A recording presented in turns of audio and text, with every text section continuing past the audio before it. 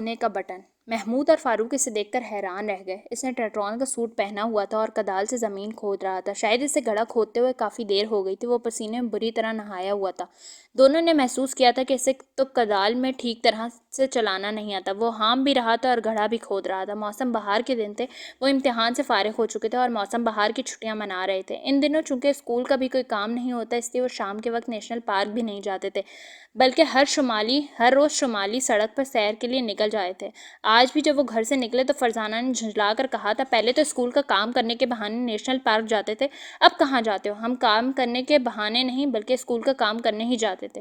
فاروق بولا، اور اب کہاں جاتے ہو؟ اب ہم سیر کرنے شمالی سڑک پر جاتے ہیں۔ اس کے دونوں طرف لمبے لمبے درخت ہیں اور آگے جا کر ایک کھلا میدان بھی آتا ہے۔ یہ میدان پھولوں کے پودوں سے لدا ہوا ہے۔ ہم اس میں دوڑ لگاتے ہیں، کھیلتے ہیں، کودتے ہیں۔ کیا تمہیں کوئی اعتراض ہے؟ نہیں بھلا مجھے کیا اعتراض ہو سکتا ہے؟ کیا تم نے اس کی ابا جان سے اجازت لے لی ہے؟ جی ہاں، باقاعدہ اجازت لی ہے۔ اور کچھ؟ فاروق نے تیز ہو کر کہا۔ تو پھر مجھے بھی اپنے ساتھ لے لو، فرزانہ نے مسکرا کر کہا۔ لیکن تم نے ابا جان سے اجازت نہیں لی، محمود نے جھٹ کر کہا۔ تو کیا ہوا، میں امی جان سے اجازت لے لیتی ہوں، فرزانہ بھی جلدی سے بولی۔ نہ بیٹی، گھر سے باہر کا ہر کام اپنے ابا سے پوچھ کر کرو، البتہ گھر کے اندر کا کوئی کام ہو تو اس کی اجازت میں تمہیں دے سکتی ہوں۔ بالکل ٹھیک کہا آپ نے امی جان، محمود خوش ہو کر بولا۔ خیر خیر، آج سے تم چلے جاؤ، کل سے انشاءاللہ میں بھی تمہارے ساتھ ہی چلوں گی۔ ابا جان تمہیں اجازت ہی نہیں دیں گے، فاروق نے کہا۔ ان سے اجازت لینا میرا کام ہے، تم اپنے کام سے کام رکھو، فرزانہ نے برا سا منہ بنایا۔ بہت اچھا، چلو محمود ہم اپنے کام سے کام رکھیں، یعنی سیر کے لیے چلیں، فاروق نے شریر انداز میں کہا، اور بیگم جمشید اور محمود بے ساختہ ہنس پڑے۔ امی آپ بھی ہنس رہی ہیں، فرزانہ نے جل کر کہا۔ تو کیا تمہاری باتوں پر روئیں؟ فاروق بھلا کہاں ماننے والا تھا۔ جاؤ بابا، تم سے بات کرنا تو دماغ خالی کرنے کے لیے برابر ہے۔ فرزانہ جھنجھلا اٹھی۔ تو تمہارا دماغ خالی ہو چکا ہے؟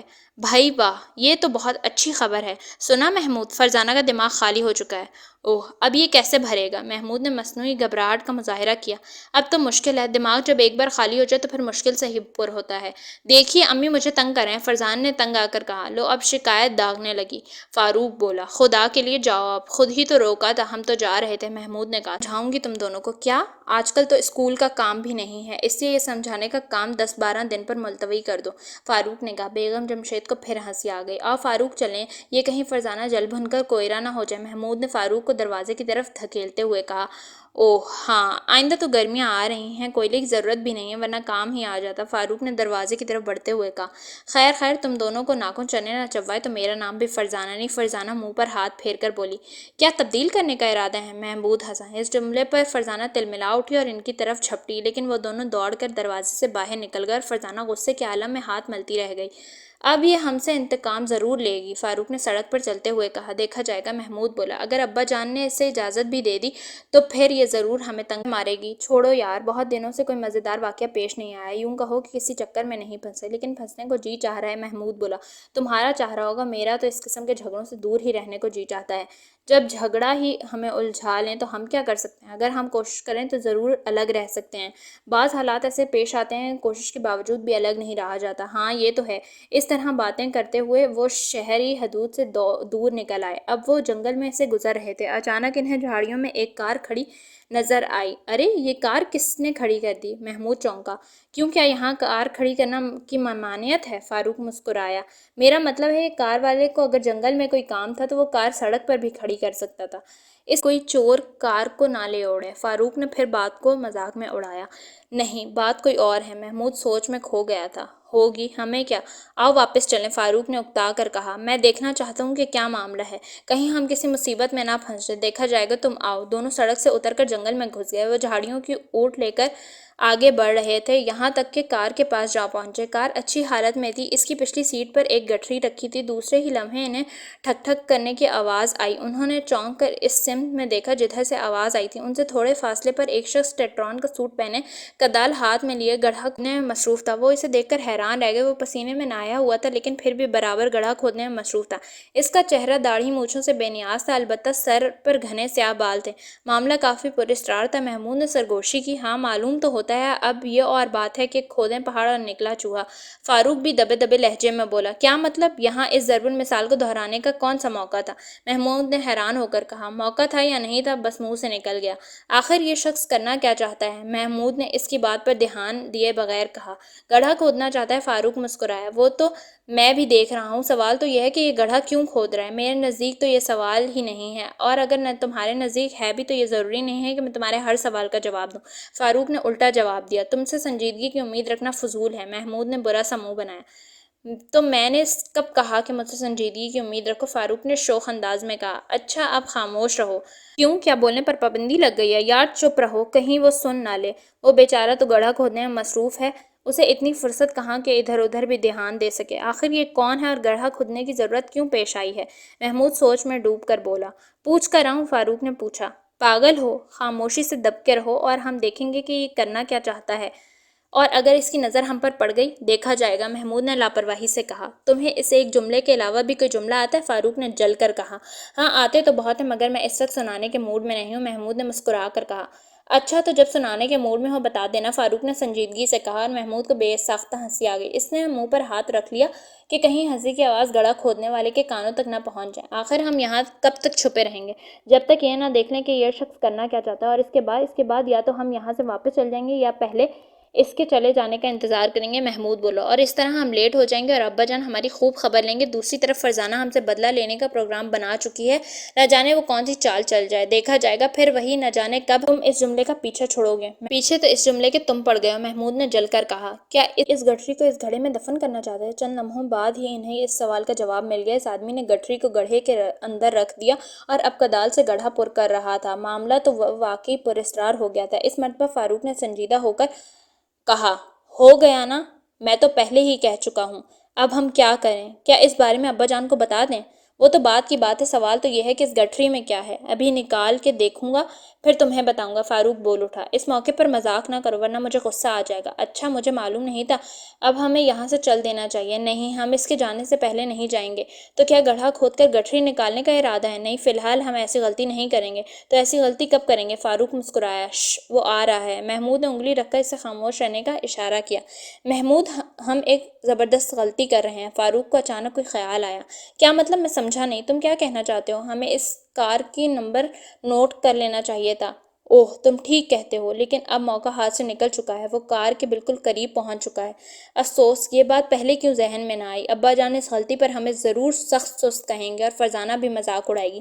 واقعی یہ بہت برا ہوا۔ اب شرمندگی سے بچنے اور فرزانہ کے جملوں سے محفوظ رہنے کا ایک ہی طریقہ ہے، یہ کہ ہم اس معاملے کے بارے میں کسی کو کچھ نہ بتائیں۔ ہاں خیر، فی الحال خاموش رہو، اسے جانے دو پھر سوچیں گے۔ وہ کار کے پاس پہنچ چکا تھا۔ ان کے دیکھتے ہی دیکھتے وہ کار میں بیٹھا، انجن سٹارٹ کیا اور ایک جھٹکے سے کار آگے بڑھا لے گیا۔ وہ کار سے اتنے فاصلے پر تھے کہ نمبر نہ پڑھ سکے۔ دونوں ہاتھ ملتے رہ گئے۔ اب وہ اس گڑھے کے پاس آئے، دونوں پہلے تو ادھر ادھر دیکھتے رہے، پھر انہوں نے ایک دوسرے کی طرف دیکھا۔ کیا خیال ہے، کھود دیں گڑھا؟ فاروق نے پوچھا۔ میں اسے مناسب نہیں سمجھتا، ہو سکتا ہے گٹھری میں کوئی خطرناک چیز ہو، کوئی آتش گیر مادہ ہو، اس لیے اس سلسلے میں ابا جان سے مشورہ کرنا ہی مفید ہوگا۔ اور کار کے نمبروں کے بارے میں کیا کہو گے؟ اس سلسلے میں ہمیں اپنی غلطی کا اعتراف کرنا ہی پڑے گا، جھوٹ تو ہم بول نہیں سکتے۔ ہاں یہ ٹھیک ہے، تو پھر چلو چلیں۔ دونوں مڑ ہی رہے تھے کہ فاروق چونک اٹھا۔ وہ زمین پر پڑی کسی چیز کو دیکھ رہا تھا۔ محمود کی نظر بھی اسی چیز پر پڑی، وہ بھی چونک اٹھا۔ دوسرے ہی لمحے وہ تیزی سے جھک کر اس چیز کو اٹھا رہا تھا۔ یہ سونے کا ایک بٹن تھا۔ متعلق باتیں کر رہے تھے۔ اچانک فون کی گھنٹی بجی۔ اکرم نے ریسیور اٹھا کر کان سے لگایا، پھر ریسیور ان کی طرف بڑھاتے ہوئے بولا، پروفیسر داؤد ہیں۔ ہیلو پروفیسر صاحب، انسپکٹر جمشید بولے۔ یار بڑے بے مروت ہو، پروفیسر کی آواز آئی۔ یہ خطاب مجھے کسی خوشی میں دیا جا رہا تھا۔ انسپکٹر جمشید ہنسے۔ تم نے وعدہ کیا تھا کہ موسم بہار کی چھٹیوں میں بچوں کو میرے ہاں بھیج دو گے، لیکن آج تیسری چھٹی ہے۔ شائستہ ہر روز میرے کان کھاتی ہے کہ محمود، فاروق اور فرزانہ کیوں نہیں آئے؟ انہیں تو پہلی چھٹی کو ہی آ جانا چاہیے تھا۔ واقعی یہ بات میں تو بھول ہی گیا تھا۔ ٹھیک ہے، میں آج شام ان سے بات کر کے کل انہیں بھیج دوں گا۔ اگر تم نے کل انہیں نہیں بھیجا تو میں خود لینے آ جاؤں گا، پروفیسر نے دھمکی دی۔ اچھا یہی صحیح، انسپکٹر جمشید نے مسکرا کر کہا۔ پروفیسر داؤد ریسیور رکھ چکے تھے، اس لیے انہوں نے بھی رکھ دیا اور اکرم کی طرف مڑے ہی تھے کہ اس وقت فون کی گھنٹی دوبارہ بج اٹھی۔ انہوں نے خود ہی ریسیور اٹھا لیا اور بولے، ہیلو میں جمشید بول رہا ہوں، آپ کون صاحب ہیں؟ جمشید، تم سے بہت میں ناراض ہوں۔ دوسری طرف سے خان رحمان کی آواز آئی۔ ہیں مجھ سے کیا قصور ہوا ہے؟ موسم بہار کی چھٹیاں اور تم بچوں کو گھر سے نکلنے بھی نہیں دیتے؟ خان رحمان بولے۔ یہ تم سے کس نے کہہ دیا؟ محمود اور فاروق تو ان دنوں ہر روز سیر کرنے شمالی سڑک پر جاتے ہیں۔ میں سیر کی بات نہیں کر رہا ہوں۔ تم نے بچوں کو میرے ہاں کیوں نہیں بھیج دیا؟ کیا تم دونوں نے مل کر میرے خلاف کوئی محاذ کھول رکھا ہے؟ انسپکٹر جمشید حیران ہو کر کہا۔ کیا مطلب؟ تم کن دونوں کی بات کر رہے ہو؟ خان رحمان نے حیران ہو کر پوچھا۔ پروفیسر داؤد اور تم نے۔ کیوں؟ تم نے ان کا نام کیوں لیا؟ خان رحمان نے حیران ہو کر پوچھا۔ وہ بھی ابھی مجھ سے اسی مسئلے پر بات کر چکے ہیں۔ کس مسئلے پر؟ انہوں نے کہا ہے کہ تینوں بچوں کو صبح ان کے گھر بھیج دیا جائے ورنہ وہ خود آ کر لے جائیں گے۔ یہ کیسے ہو سکتا ہے؟ حماد سرور اور ناز روز مجھ سے جھگڑا کرتے ہیں۔ یہ عجیب صورتحال ہے۔ میرا خیال ہے کہ تم دونوں آپس میں فیصلہ کر لو، کان کھول کر سن لو۔ اگر کل صبح سویرے بچے میرے ہاں نہ آئے تو میں خود بچوں کو لینے کے لیے آ جاؤں گا۔ یہی تو پروفیسر داؤد نے کہا تھا۔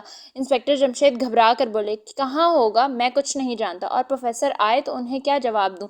بتا دینا میں لے گیا ہوں۔ اچھا صبح دیکھیں گے۔ انسپکٹر جمشید جھنجھلا اٹھے۔ خان رحمان نے سلسلہ منتقل کر دیا۔ اسی وقت ڈی آئی جی صاحب کا چپڑاسی اندر داخل ہوا۔ صاحب نے سلام کہا ہے، اس نے کہا۔ اچھا۔ انسپکٹر جمشید اٹھ کھڑے ہوئے۔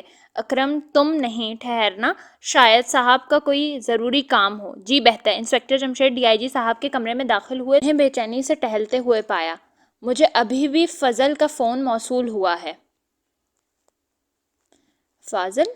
انسپکٹر جمشید نے سوالیہ انداز میں کہا۔ مجھے نہیں معلوم کہ فضل کون ہے۔ تم فضل کو نہیں جانتے؟ میرا بہت قریبی دوست ہے۔ اس کے گھر چوری ہو گئی ہے، اس کی بیوی کے زیورات چوری ہو گئے ہیں۔ زیورات تقریباً 50,000 کے تو ضرور ہوں گے۔ اوہ! انسپکٹر جمشید چونک اٹھے۔ میں اسی وقت وہاں چل رہا ہوں اور چاہتا ہوں کہ تم میرے ساتھ ہی چلو۔ میں تیار ہوں، تو پھر چلو۔ وہ جیپ میں بیٹھ گئے۔ انسپکٹر جمشید نے اکرم کو بھی ساتھ لے لیا تھا۔ یہ چوری کس وقت ہوئی؟ انسپکٹر جمشید نے پوچھا۔ کچھ نہیں کہا جا سکتا۔ تھوڑی دیر پہلے کی بات ہے کہ بیگم فضل نے تجوری کھولی تو زیورات غائب پائے۔ اس نے اسی وقت فضل کو بتایا اور فضل نے مجھے فون کر دیا۔ یہ تو گھر کے کسی ملازم کی حرکت معلوم ہوتی ہے۔ انسپکٹر جمشید بول اٹھے۔ تم نے اتنی جلدی کیسے اندازہ لگا لیا؟ چوری نہایت خاموشی سے ہوئی ہے، کسی کو پتہ بھی نہیں چلا۔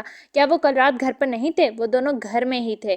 بس تو پھر اس بات کو لکھوا لیں، یہ چوری ضرور کسی ملازم کی مدد سے کی گئی ہے۔ میں تو بس یہ چاہتا ہوں کسی طرح زیور برآمد ہو جائیں تاکہ مجھے فضل کے سامنے شرمندہ نہ ہونا پڑے۔ بے فکر رہیں، زیور برآمد ہو جائیں گے۔ اس وقت وہ فضل کی کوٹھی کے سامنے پہنچ گئے۔ فضل ایک آدمی کے ساتھ بے چینی سے دروازے پر ہی ٹہل رہا تھا۔ انہیں دیکھتے ہی ان کی طرف لپکا۔ دوسرا آدمی بھی اس کے پیچھے تھا۔ آپ آ گئے؟ فضل کے منہ سے نکلا۔ یہ ایک لمبا چوڑا نوجوان تھا، چہرے پر باریک مونچھیں تھیں۔ ہاں، ان سے ملو۔ یہ انسپکٹر جمشید اور انسپکٹر اکرم ہیں، اور میرے ساتھ میرے دوست انور خان ہیں۔ میں نے انہیں ابھی فون کر کے بلایا ہے۔ انہوں نے آپس میں ہاتھ ملایا اور اندر داخل ہوئے۔ وہ سیدھے تجوری والے کمرے میں آئے۔ انسپکٹر جمشید نے غور سے کمرے کو دیکھا۔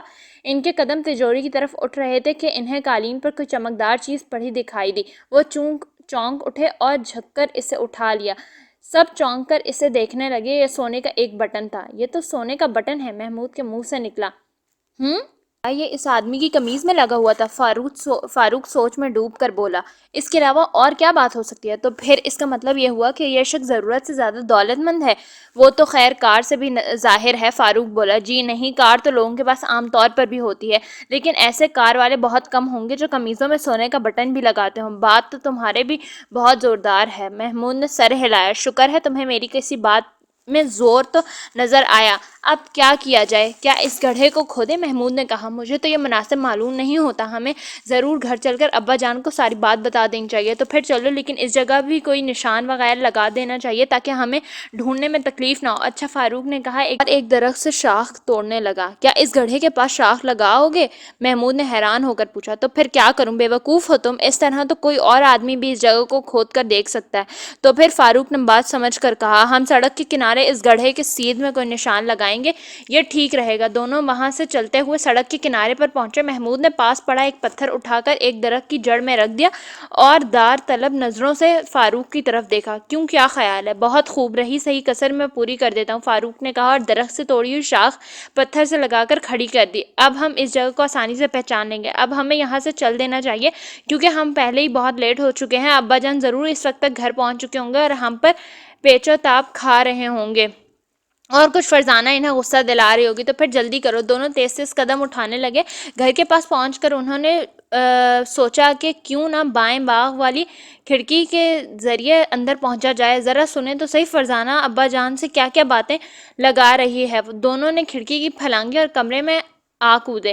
کمرہ نیم تاریک تھا۔ اچانک ایک موٹی سی آواز ان کے کانوں سے ٹکرائی، خبردار حرکت نہ کرنا، میرے ہاتھ میں بھرا ہوا پستول ہے اور میں تم دونوں میرے پستول کی زد میں ہوں۔ دونوں گھبرا گئے، ان کے ہاتھ خود بخود اوپر اٹھتے چلے گئے، حالانکہ پستول والے نے انہیں ہاتھ اٹھانے کے لیے کہا بھی نہیں تھا۔ اپنے منہ دیوار کی طرف کر لو، پستول والے نے اپنی موٹی آواز میں حکم دیا۔ انہوں نے منہ دیوار کی طرف کر لیا۔ اب میں تم دونوں کی تلاشی لوں گا، اگر نے ہلنے کی کوشش کی تو بے داغ گولی مار دوں گا۔ پھر انہوں نے قدم کی آواز سنی اور کسی نے پیچھے سے ان کی جیبوں میں ہاتھ ڈالا۔ دوسرے ہی لمحے ان کی جیبیں خالی ہو چکی تھیں۔ منہ دیوار کی طرف ہی رکھنا ورنہ جان سے ہاتھ دھو بیٹھو گے، پستول والے نے دھمکی دی۔ اب اس کے قدم واپس اٹھ رہے تھے۔ تقریباً 1 منٹ گزر گیا لیکن دوبارہ اس کی آواز نہ آئی۔ کیوں بھائی پستول صاحب، ہمیں کب تک یوں ہی کھڑے رہنے کا ارادہ ہے؟ فاروق نے تنگ آ کر کہا۔ میرا خیال ہے وہ تو کمرے سے جا بھی چکا ہے، محمود نے کہا۔ دونوں چونک کر مڑے، کمرہ خالی تھا۔ وہ کس راستے سے فرار ہوا؟ جس راستے سے ہم آئے، محمود نے فکر مند ہو کر کہا۔ تو اس میں فکر والی کون سی بات ہے؟ ہماری جیبوں میں کون سی قیمتی چیز تھی؟ فاروق نے بولا۔ اس میں ایک بہت ہی ضروری چیز تھی۔ کیا تم بھول گئے ہو؟ میں نہیں سمجھا تمہارا اشارہ کس چیز کی طرف ہے؟ جہاں تک میرا خیال ہے تمہاری جیب میں اس وقت 10 روپے سے کم ہی رہے ہوں گے، محمود نے کہا۔ تمہارا خیال ٹھیک ہے، اور تقریباً اتنے ہی میرے پاس تھے۔ اس کے علاوہ تمہاری جیب میں کیا تھا؟ محمود نے پوچھا۔ میری الماری کی چابی تھی، ایک پینسل تراش تھا، پروفیسر داؤد والا، محمود نے پوچھا۔ ہاں وہی، واقعی وہ بہت قیمتی چیز تھی۔ اس قسم کی ایک چیز تو میرے پاس بھی تھی، یعنی ٹافی، لیکن تم بھول رہے ہو ان دونوں چیزوں سے زیادہ اہم چیز اور ہی تھی۔ آخر وہ کیا چیز تھی؟ بتاؤ بھی نا۔ وہی سونے کا بٹن، محمود کے منہ سے نکلا۔ اوہ، میں تو اس کے متعلق بھول ہی گیا تھا۔ دونوں نے اپنی اپنی جیبوں کو ٹٹولا۔ ان کی تمام چیزیں غائب تھیں اور محمود کی جیب سے سونے کا بٹن بھی غائب تھا۔ ان کی حیرت، کیا یہ بٹن آپ کا یا آپ کی بیگم کا ہے؟ انسپکٹر جمشید نے فضل سے پوچھا۔ سونے کا بٹن؟ فضل نے حیران ہو کر کہا۔ نہیں، یہ ہمارا نہیں ہے، ہمارے پاس تو سونے کا بٹن ہی نہیں ہے۔ تو پھر یہ کس کا ہے؟ وہ بولے۔ میں کیا بتا سکتا ہوں، یہ آپ کو تو نہیں؟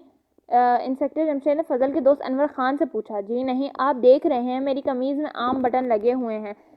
ہاں، تو پھر اس کا ایک ہی مطلب ہو سکتا ہے۔ وہ کیا؟ ڈی آئی جی بول اٹھے۔ یہ بٹن چور کا ہو سکتا ہے۔ کیا؟ وہ حیران رہ گئے۔ فضل کے منہ سے نکلا۔ اتنا مالدار چور کے سونے کا بٹن استعمال کرتا ہے؟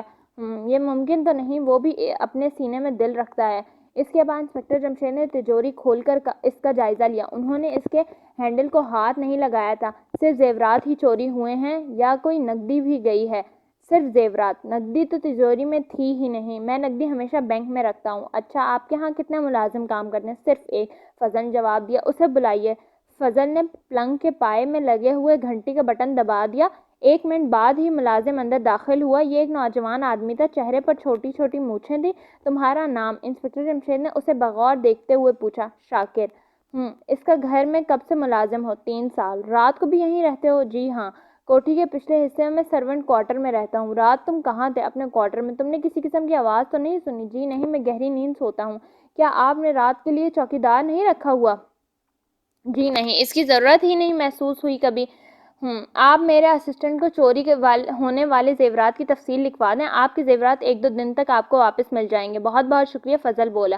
اکرم، تم انگلیوں کے نشانات لینے والوں کو بلوا لو، تجوری پر پائے جانے والے نشانات کے فوٹو لیے جانے بہت ضروری ہیں، اور ساتھ ہی اس کمرے کے دروازے کے بھی۔ جی بہت اچھا، اور ان نشانات کی رپورٹ تم میرے گھر ہی لے آنا۔ بہت بہتر۔ اس کے بعد انسپکٹر جمشید ڈی آئی جی صاحب کی طرف مڑے اور ان سے بولا، آپ ان کے زیورات مجھ سے لیجئے گا۔ مجھے تم سے امید ہے کہ تم ضرور 1-2 دن کے اندر زیورات برآمد کر لو گے۔ آپ بے فکر رہیں، سونے کا یہ بٹن چور کو گرفتار کرائے گا، انسپکٹر جمشید نے پراسرار لہجے میں کہا۔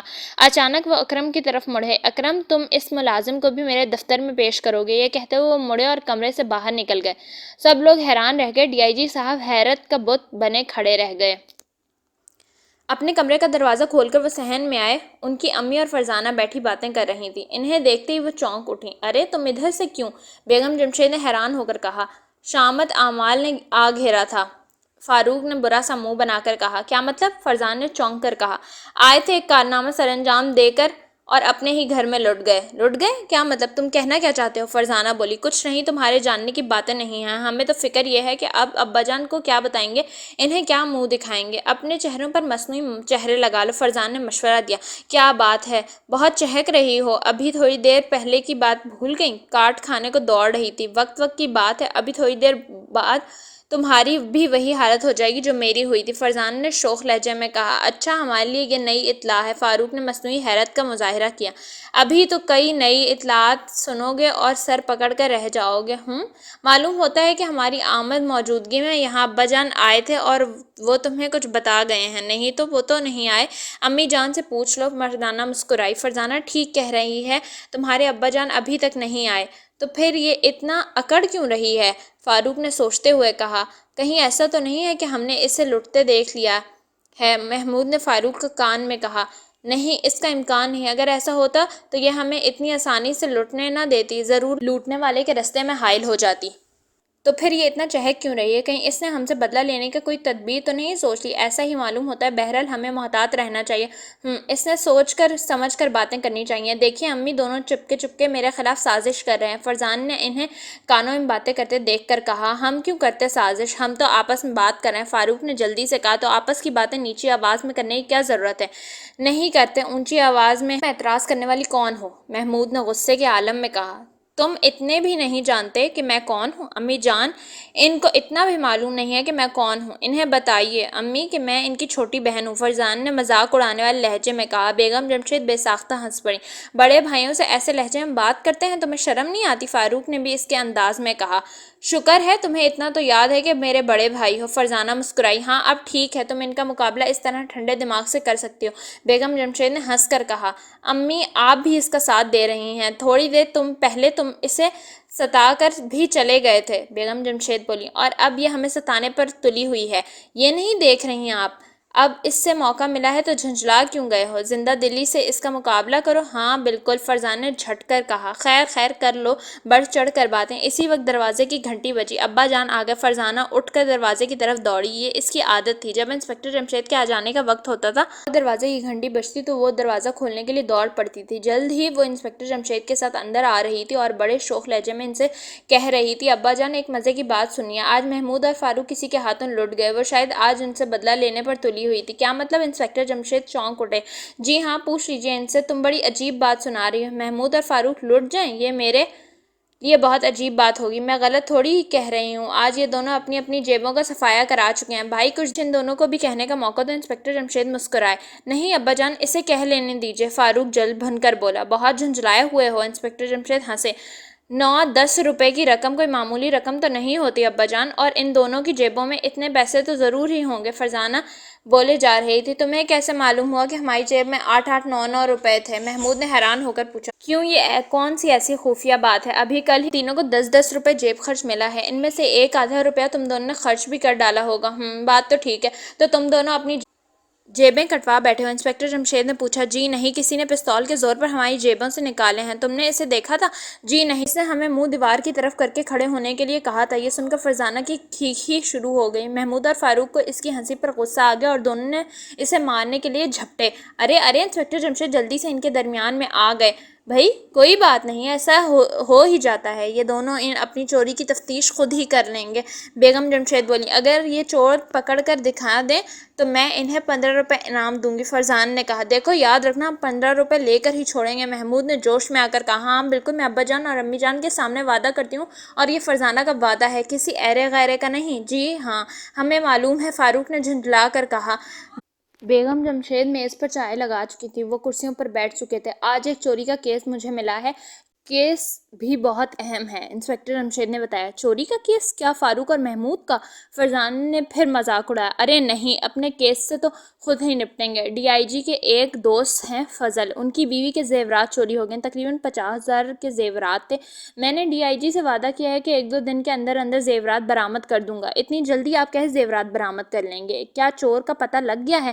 فرزانہ نے پوچھا۔ نہیں، اس کا تو پتہ نہیں چلا، لیکن فضل کے گھر کے ملازم پر مجھے شبہ ہے، اس نے اسے کل دفتر بلایا ہے، وہاں اس سے پوچھ گچھ کی جائے گی۔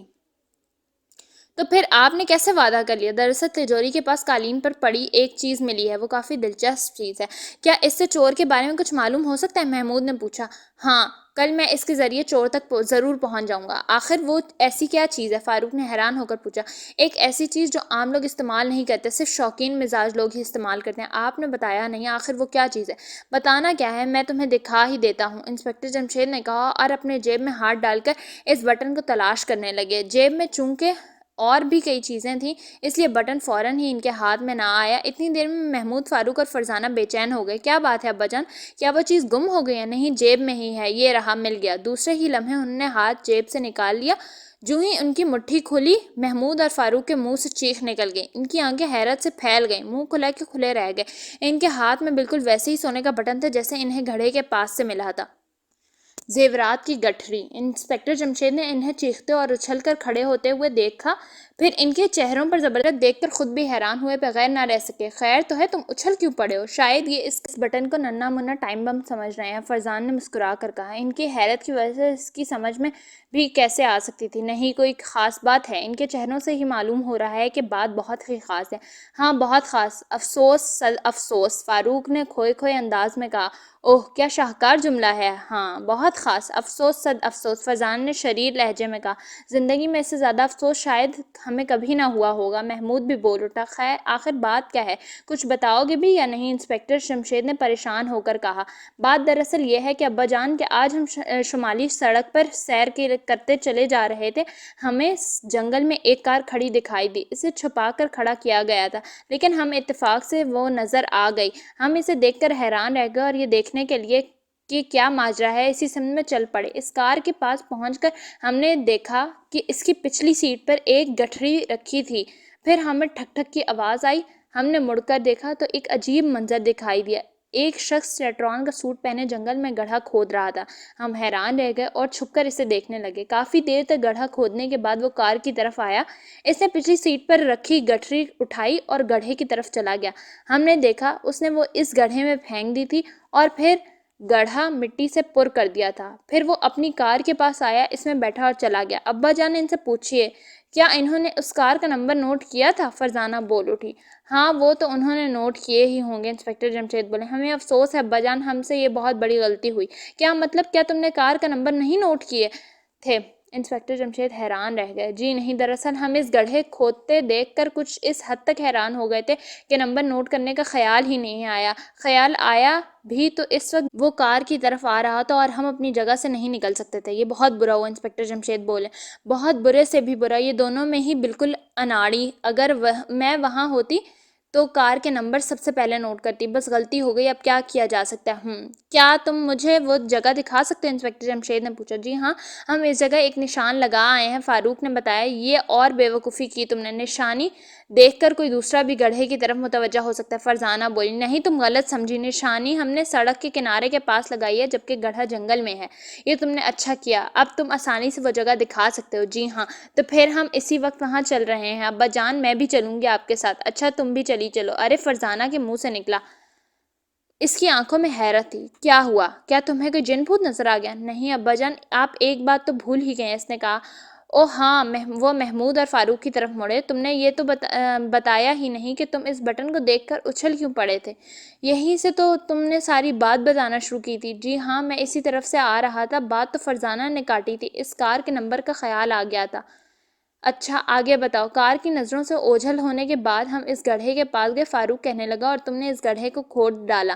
فرزان نے فکرمند ہو کر کہا۔ نہیں، اب ہم اتنے بے وقوف بھی نہیں، ہم نے اسی وقت فیصلہ کر لیا تھا کہ گڑھا نہیں کھودیں گے بلکہ گھر آ کر آپ کو سب کچھ بتائیں گے۔ ہم مڑے ہی تھے کہ زمین پر ایک چمکدار چیز پڑی ہوئی دیکھ کر چونک اٹھے ہم دونوں۔ وہ بالکل ایسا ہی بٹن تھا۔ کیا؟ انسپکٹر جمشید پوری قوت سے چلائے۔ ان کی آنکھیں حیرت سے پھٹی کی پھٹی رہ گئیں۔ جی ہاں، ہم نے اس بٹن کو الٹا کر دیکھا، وہ سونے کا تھا، محمود نے بتایا۔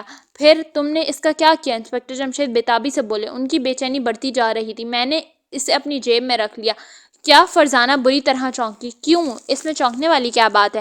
کیا ہم نے اسے جیب میں رکھ کر غلطی کی؟ نہیں، تم نے ٹھیک کیا۔ اب وہ بٹن کہاں ہے؟ انسپکٹر جمشید نے پوچھا۔ جب ہم اپنے گھر کے پاس پہنچے تو ہم نے پائے باغ کی کھڑکی کے رستے اندر داخل ہونے کا پروگرام بنایا۔ ہم چھپ کر دیکھنا چاہتے کہ فرزانہ کیا کر رہی ہے۔ جو ہی ہم کمرے میں کودے ایک موٹی سی آواز آئی، خبردار اپنی جگہ سے حرکت نہ کرنا۔ میرے ہاتھ میں بھرا ہوا پستول ہے۔ موٹی سی آواز؟ انسپکٹر جمشید حیران ہو کر بولے۔ جی ہاں۔ ہم ہاتھ اٹھا کر کھڑے ہو گئے۔ ہم نے ہمارے منہ بھی دیوار کی طرف کر دیے اور پھر ہماری جیبوں میں سب کچھ نکال لیا۔ انہی چیزوں میں وہ بٹن بھی چلا گیا۔ کیا؟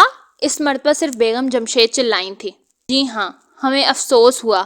یہ تو بہت برا ہوا، وہ بولی۔ نہیں، کچھ ایسا برا بھی نہیں ہوا۔ انسپکٹر جمشید مسکرائے۔ انہیں مسکراتے دیکھ کر وہ حیران رہ گئے۔ ان کا خیال تھا کہ یہ واقعہ سن کر انہیں سست کہیں گے۔ زیورات کے چور سے پہلے میں تمہارے چور کو پکڑوں گا۔ آخر کیسے؟ اسے آپ کیسے پکڑ سکتے ہیں؟ محمود نے کہا۔ اسے پکڑنا مشکل نہیں ہے زیادہ۔ یہ تو چٹکیوں کا کام ہے۔ پستول والے کی آواز موٹی تھی نا؟ انہوں نے پوچھا۔ جی ہاں۔ میں نے اس کو کوئی جھلک دکھائی تھی یا ہاتھ میں پستول دیکھا تھا؟ جی نہیں، ہم نے بلا وجہ خطرہ مول لینا پسند نہیں کیا تھا۔ اس وقت وہ بٹن ہمارے ذہنوں سے نکل گیا تھا، ورنہ ہم ضرور کچھ نہ کچھ کرتے۔ لیکن پستول کے مقابلے میں تم کر بھی کیا سکتے تھے؟ فرزانہ بول اٹھی۔ فرزانہ اب ختم کرو، ہمیں بھی اس گڑھے کو بھی دیکھنا ہے، انسپکٹر جمشید نے خیز انداز میں کہا۔ کیا مطلب؟ محمود اور فاروق کے ساتھ فرزانہ بھی چونک اٹھی۔ وہ ڈاکو تو تم ہی تھیں۔ کیا؟ محمود، فاروق اور جمشید چلا اٹھے۔ آپ کو کیسے معلوم؟ فرزانہ نے حیرت زدہ لہجے میں کہا۔ اس کی آنکھیں پھیل گئی تھیں۔ موٹی آواز سے میں جانتا ہوں، جب تم کسی مرد کی آواز نکالتی ہو تمہارے حلق سے بہت موٹی آواز نکلتی ہے۔ تو وہ تم تھی؟ محمود نے آنکھیں کھولیں۔ ڈاکو کی بچی کہیں کی؟ فاروق نے سوچ سمجھے بغیر بولا۔ دیکھیے ابا جان، آپ کو ڈاکو کہہ رہے ہیں۔ اب دیر نہ کرو، جلدی سے وہ بٹن نکالو۔ انسپکٹر جمشید اس کی بات پر دھیان دیے بغیر بولے۔ فرزانہ نے اپنی جیب میں ہاتھ ڈالا اور ان دونوں کی تمام چیزیں نکال کر میز پر ڈھیر کر دیں۔ لو، اپنے اپنے پیسے پورے کر لو، اس نے کہا۔ انسپکٹر جمشید نے ان چیزوں میں سے سونے کا بٹن اٹھایا۔ تھوڑی دیر تک دونوں کو ملا کر دیکھتے رہے، پھر بول اٹھے۔ دونوں بالکل ایک جیسے ہیں، اور اب اگر اس گڑھے میں سے بیگم فضل کے زیورات نکل آتے ہیں تو ثابت ہو جاتا ہے کہ وہ شخص ہی چور تھا، فرزانہ بولی۔ ہاں، لیکن اس شخص کو ڈھونڈنا پھر بھی باقی رہ جاتا ہے، کیونکہ ان دونوں نے اس کی کار کے نمبر نہیں نوٹ کیے تھے، انسپکٹر جمشید بولے۔ پھر محمود کی طرف مڑے۔ تم ذرا بیگم شیرازی کے ہاں جا کر اکرم کو فون کر کے یہاں بلا لو، ہم اس کے ساتھ چلیں گے۔ اس سے کہہ دینا کہ وہ 2-3 آدمی بھی ساتھ لیتا ہے۔ جی بہتر، محمود نے کہا اور اٹھ کر باہر نکل گیا۔ میں تو اسے چوری کا سیدھا سادہ کیس سمجھا تھا، لیکن یہ تو ہر لمحے الجھتا ہی جا رہا ہے۔ پہلے تو سونے کا ایک بٹن ہاتھ لگا، اب یہ دوسرا بھی نکل آیا۔ آخر وہ شخص سونے کا بٹن کیوں گراتا پھر رہا ہے؟ انسپکٹر جمشید سوچ میں ڈوبتے ہوئے بولے۔ ظاہر ہے کہ اس نے جان بوجھ کر تو نہیں گرائے ہوں گے، فرزانہ بولی۔ سونے کے بٹن کوئی دھاگے سے تو اٹکے نہیں ہوتے کہ ذرا سا جھٹکا لگنے سے گر پڑیں۔ کیا آپ یہ کہنا چاہتے ہیں کہ اس نے جان بوجھ کر دونوں جگہ یہ بٹن گرائے ہیں؟ نہیں، خیر میں یہ تو نہیں کہتا، وہ بولے، لیکن یہ بات لکھا لو، چور ان بٹنوں کی وجہ سے ہی پکڑا جائے گا۔ آخر آپ اس شخص کو کیسے تلاش کریں گے جو جنگل میں گڑھا کھود رہا تھا؟ یہ اتنا مشکل نہیں ہے، اس کام کو تو اکرم ہی کر دے گا۔ تب پھر فکر والی کون سی بات ہے؟ اسی وقت محمود نے آ کر بتایا کہ اکرم جیپ لے کر آ رہا ہے۔ اکرم آیا اور سونے کا ایک بٹن کے بجائے میز پر 2 رکھے دیکھ کر حیران رہ گیا۔ 2 بٹن؟ یہ دوسرا کہاں سے آیا؟ جہاں ہم جا رہے ہیں، چلو رستے میں بتاؤں گا۔ وہ گھر سے باہر نکلے۔ انسپکٹر جمشید نے دروازے سے نکلتے ہوئے کہا۔ بیگم تم دروازہ اندر سے بند کر لو، ہمیں شاید دیر ہو جائے۔ جی اچھا۔ وہ جیپ میں بیٹھ کر شمالی سڑک کی طرف روانہ ہو گئے۔ راستے میں انسپکٹر جمشید نے اکرم کو سارے حالات سے آگاہ کرنے کے بعد کہا۔ اب کل تم شہر کی بڑی بڑی سونے کی دکانوں پر جا کر یہ بات معلوم کرو گے کہ بٹن کس نے خریدے تھے۔ جی بہتر، یہ بہت آسان کام ہوگا کیونکہ بٹن کسی بڑی دکان کے ہیں۔ ہاں، اور اس سے پہلے تمہیں اس ملازم کو پیش کرنا ہے۔ کیا تم نے اس کی نگرانی پر کسی کو مامور کیا ہے؟ انسپکٹر جمشید نے پوچھا۔ جی نہیں تو میں نے تو اس کی ضرورت ہی نہیں سمجھی تھی، اکرم گڑبڑا کر بولا۔ اکرم اس کی ضرورت تھی کیونکہ اگر وہ چور کا ساتھی ہے تو ہو سکتا ہے وہ غائب ہو جائے۔ اوہ، مجھے اس بات کا خیال نہیں آیا، مجھے افسوس ہے۔ خیر کوئی بات نہیں، ابھی دن غروب نہیں ہوا، ہو سکتا ہے کہ ابھی بھی اسے بھاگنے کا موقع نہ ملا ہو، اس لیے تم واپس جاتے ہی اس کی نگرانی پر کسی کو مقرر ضرور کر دینا، لیکن اس سے پہلے یہ معلوم کر لینا کہ وہ غائب تو نہیں ہو گیا ہے، کہیں نگرانی کرنے والا بیچارہ بیکار رات بھر نہ کھڑا رہے۔ جی بہتر، اکرم نے اطمینان کا سانس لیا۔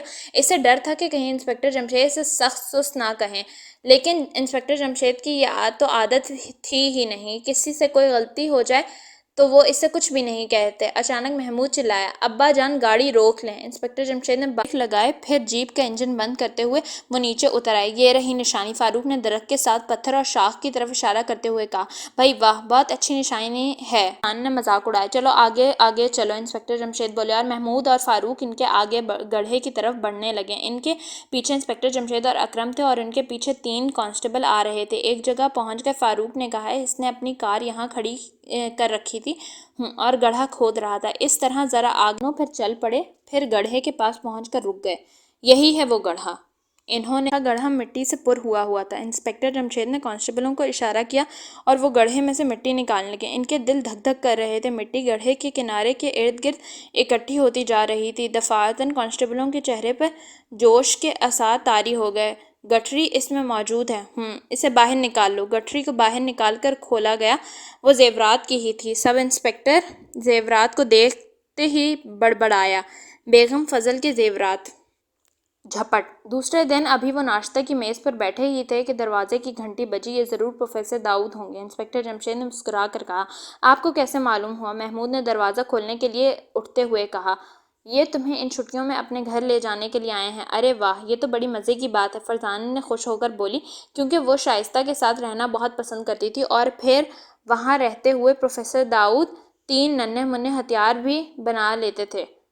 محمود دروازہ کھولنے کے لیے جا چکا تھا۔ انسپکٹر جمشید کا خیال ٹھیک ہی نکلا۔ دروازے پر پروفیسر داؤد ہی تھے اور کافی بے چین دکھائی دیتے تھے۔ ہٹو ہٹو، کہاں ہے جمشید؟ انہوں نے اندر داخل ہوتے ہوئے کہا۔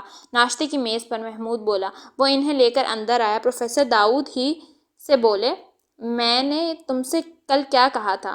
ان کے لہجے میں غصہ تھا۔ یہی کہا تھا کہ انہیں صبح آپ کے ہاں بھیج دوں، تو پھر تم نے اب تک نہیں بھجوایا، کیوں؟ بات دراصل یہ ہے کہ چوری کا ایک کیس ہو گیا ہے اور اس کیس میں ان کی ٹانگ بھی اڑ گئی ہے، ایسی کی تیسی کیسوں کی۔ میں انہیں بھی اور اسی وقت لے کر جا رہا ہوں۔ شائستہ نے میری ناک میں دم کر رکھا ہے، پروفیسر داؤد جھنجھلا کر بولے، لیکن ابھی تو انہوں نے ناشتہ بھی نہیں کیا۔ یہ ناشتہ یہیں نہیں، میرے ہاں کریں گے۔ کیا تمہارے خیال ہے کہ میں اتنے غریب ہوں کہ انہیں ناشتہ بھی نہیں کرا سکتا؟ جی نہیں تو، میں نے ایسی تو کوئی بات نہیں کی۔ انسپکٹر جمشید مسکرائے۔ تم نے کہی نہیں، میں انہیں لے کر جا رہا ہوں۔ چلو بچوں اٹھو۔ اور وہ چوری کا کیس؟ انسپکٹر جمشید نے ہنس کر کہا۔ جہنم میں گیا۔ پروفیسر جھلا اٹھے۔ اسی وقت دروازے کی گھنٹی دوبارہ بجی۔ اب کون آ گیا؟ بیگم جمشید بولی۔ یہ خان رحمان ہوں گے۔ انسپکٹر جمشید کی آنکھوں میں شرارت تھی۔ اس کا یہاں کیا کام؟ پروفیسر چونکے۔ یہ بھی ان تینوں کو ہی لینے آئے ہیں، انہوں نے بتایا۔ کیا؟ یہ نہیں ہو سکتا، پروفیسر چلائے۔ محمود دیکھو کون ہے، بیگم جمشید نے کہا، اور محمود دروازہ کھولنے چلا گیا۔ اس مرتبہ خان رحمان غصے میں بھرے ہوئے محمود کے ساتھ اندر آئے۔ میں نے تو پہلے ہی کہا تھا۔ انسپکٹر جمشید برابر مسکرائے جا رہے تھے۔ کیا کہا تھا تم نے؟ خان رحمان آتے ہی تڑ سے بولے۔ یہی کہ گھنٹی بجانے والے رحمان کے علاوہ کوئی نہیں ہو سکتا۔ اور پروفیسر تم کیسے آئے ہو؟ میں بچوں کو اپنے ساتھ لے جانے کے لیے آیا ہوں، پروفیسر بولے۔ لیکن بچے تو میرے ساتھ جائیں گے، بڑے دیکھے ہیں تم جیسے۔ پروفیسر نے عورتوں کی طرح ہاتھ نچائے۔ کیا آج گھر سے لڑنے کے لیے نکلے ہو؟ خان رحمان بھی مسکرائے۔ دیکھو جمشید مجھ سے پہلے ہی وعدہ کر چکا ہے، ان کی چھٹیوں میں بچوں کو میرے ہاں بھیج دے گا، اور پھر شائستہ نے میرا جینا حرام کر رکھا ہے، ہر وقت یہی رٹ لگائے رہتی ہے کہ محمود، فاروق اور فرزانہ اب تک کیوں نہیں آئے؟ آپ انہیں جا کر لاتے کیوں نہیں؟ کل سے اس نے بھوک ہڑتال کر دی ہے، اب بتاؤ میں کیا کروں؟ پروفیسر تمہاری ایک بچی ہے نا؟ ہاں، کیوں، کیا تمہیں نہیں معلوم؟ پروفیسر داؤد مذاق اڑانے والے لہجے میں بولے۔ معلوم ہے، اور کہا تمہیں یہ بات معلوم نہیں ہے کہ میری 3 بچے ہیں؟ خان رحمان نے کہا۔ معلوم ہے، معلوم کیوں نہیں؟ تو پھر میرے 3 بچوں نے بھوک ہڑتال کر رکھی ہے، تمہاری ایک بچی نے؟ اب بتاؤ ذرا زیادہ حق کس کا ہے؟ خان رحمان نے ایک معقول بات کہی۔ میرا۔ پروفیسر سینے پر ہاتھ مار کر بولے۔ وہ کیسے؟ خان رحمان نے حیران ہو کر کہا۔ وہ اس طرح کہ جس کے ہاں صرف ایک ہی بچی ہو اور اس کی بیوی بھی فوت ہو چکی ہو، اس کے لیے وہ ایک بچی 100 بچیوں سے بھی زیادہ اہم ہوتی ہے۔ جواب پروفیسر کا بھی معقول تھا۔ تھوڑی دیر تک خان رحمان کوئی جواب نہ دے سکے، آخر بولے، تو پھر فیصلہ کیسے ہو؟ میں بتاؤں؟ انسپکٹر جمشید نے شوخ لہجے میں کہا۔ ہاں بتاؤ۔ ایک بچے کو پروفیسر لے جائیں، ایک کو خان رحمان لے جائیں، اور ایک کو… وہ کہتے کہتے رک گئے۔ اور کیا؟ ایک کو کیا؟ خان رحمان جلدی سے پوچھا۔ ایک کو میں رکھ لیتا ہوں، انہوں نے ایسی معصومیت سے کہا کہ سب کو ہنسی آ گئی۔ کچھ دیر تک سب ہنستے رہے، پھر خان رحمان بولے، یہ نہیں ہو سکتا۔ کیوں؟ اس میں کیا حرج ہے؟ بچے جہاں بھی جائیں گے اکٹھے جائیں گے۔ تو پھر میری ایک تجویز ہے۔ پروفیسر کچھ سوچ کر بولے۔ جلدی بتاؤ، خان رحمان نے کہا۔ تم بھی اپنے تینوں بچوں کو میرے ہاں بھیج دو، اس طرح ان چاروں کے ہڑتال ختم ہو جائے گی اور یہ عالمگیر مسئلہ بھی حل ہو جائے گا۔ پروفیسر بولے، عالمگیر مسئلے پر ایک بار پھر سب کو ہنسی آ گئی۔ تجویز تو بہت اچھی ہے تمہاری، تم ایسا کرو کہ شائستہ کو میرے ہاں بھیج دو، میں ان تینوں کے پاس اپنے ہاں لے جاتا ہوں۔ خان رحمان نے کہا، یہ نہیں ہو سکتا، پھر وہی لڑائی والی باتیں، اس طرح تو یہ مسئلہ حل پذیر ہو کر رہ جائے گا۔ خان رحمان بول اٹھے، مسئلہ تو کسی نہ کسی طرح حل ہونا ہی پڑے گا۔ پروفیسر جھلا اٹھے، بھائی میں ایک ترکیب بتاتا ہوں۔ آخر انسپکٹر جمشید نے ہنستے ہوئے کہا، ترکیب معقول ہے؟ خان رحمان نے آنکھیں نکالی، ہاں معقول ہی ہے، کیوں نہ ہم اس کا فیصلہ ان تینوں پر چھوڑ دیں، یہ جہاں جانا چاہیں گے چلے جائیں گے۔ بہت خوب، مجھے تمہاری ترکیب پسند آئی، خان رحمان بولے، اور مجھے بھی منظور ہے، پروفیسر خوش ہو کر بولا۔ تو بچوں تم کس کے ہاں جانا چاہتے ہیں؟ انسپکٹر جمشید نے پوچھا۔ تینوں الجھن میں پڑ گئے، ان کے والد نے ترکیب بتا کر ان کو بہت بڑی مشکل میں ڈال دیا تھا۔ انہیں خان رحمان کے ہاں جانا بھی اتنا ہی پسند تھا جتنا پروفیسر داؤد کے ہاں جانا۔ پروفیسر داؤد اگر انہیں ننھا منھے ہتھیار بنا کر دے دیتے تو خان رحمان کی چٹپٹ باتیں انہیں بہت پسند تھیں، لیکن اس وقت سوال پسند اور ناپسند کا نہیں رہ گیا تھا۔ اس وقت تو مسئلہ یہ ہے کہ اگر وہ خان رحمان کے ساتھ جانے پر رضامند ہوئے تو پروفیسر داؤد سے ناراض ہو جاتے، اور اگر پروفیسر صاحب کے ساتھ جانے پر ناپسند کرتے تو خان رحمان بگڑ پڑتے۔ یہی وجہ تھی کہ وہ شاید الجھن میں پڑ گئے۔ انسپکٹر جمشید ان کی الجھن کو خوب اچھی طرح سمجھ رہے تھے، لیکن مسکرائے جا رہے تھے۔ آخر محمود نے سر اٹھایا، دیکھیے میں ایک فیصلہ کرتا ہوں، فی الحال تو ہم چوری کا ایک کیس میں الجھے ہوئے ہیں جو امید ہے کہ کل یا پرسوں تک حل ہو جائے گا۔ اس کے بعد ہم چھٹیوں کے دنوں کو 2 حصوں پر تقسیم کر دیں گے، آدھے دن پروفیسر انکل کے ہاں اور آدھے دن انکل رحمان کے ہاں گزاریں گے۔ کہے کیا خیال ہے؟ حیرت ہے ہم 3 عقل مند جن مسئلوں کا حل نہ نکال سکے وہ محمود نے چٹکی بجاتے حل کر دیا۔ یہ تو نہایت ہی معقول حل ہے، کیوں رحمان؟ پروفیسر داؤد نے کہا، بالکل، اس سے معقول حل تو اس مسئلے کا ہو ہی نہیں سکتا۔ تو پھر اس چوری کے کیس کو حل ہو جانے دو، پھر تم باری باری دونوں گھروں میں رہ آنا۔ انسپکٹر جمشید بولے، بالکل ٹھیک۔ خان رحمان خوش ہو کر بولے، منظور ہے۔ پروفیسر داؤد چلائے۔ اس وقت دروازے کی گھنٹی پھر بجی۔ اس مرتبہ گھنٹی بجانے والا اکرم تھا۔ اس نے اندر آنے کے بعد کہا، بیگم فضل کو زیورات واپس دے دیے گئے ہیں؟ سر وہ انہی کے تھے اور نکلے بھی بالکل پورے۔ ان میں سے کوئی زیور یا کسی زیور کا کوئی حصہ غائب نہیں ہے؟ بہت خوب، تم نے ڈی آئی جی صاحب کو یہ خبر دے دی؟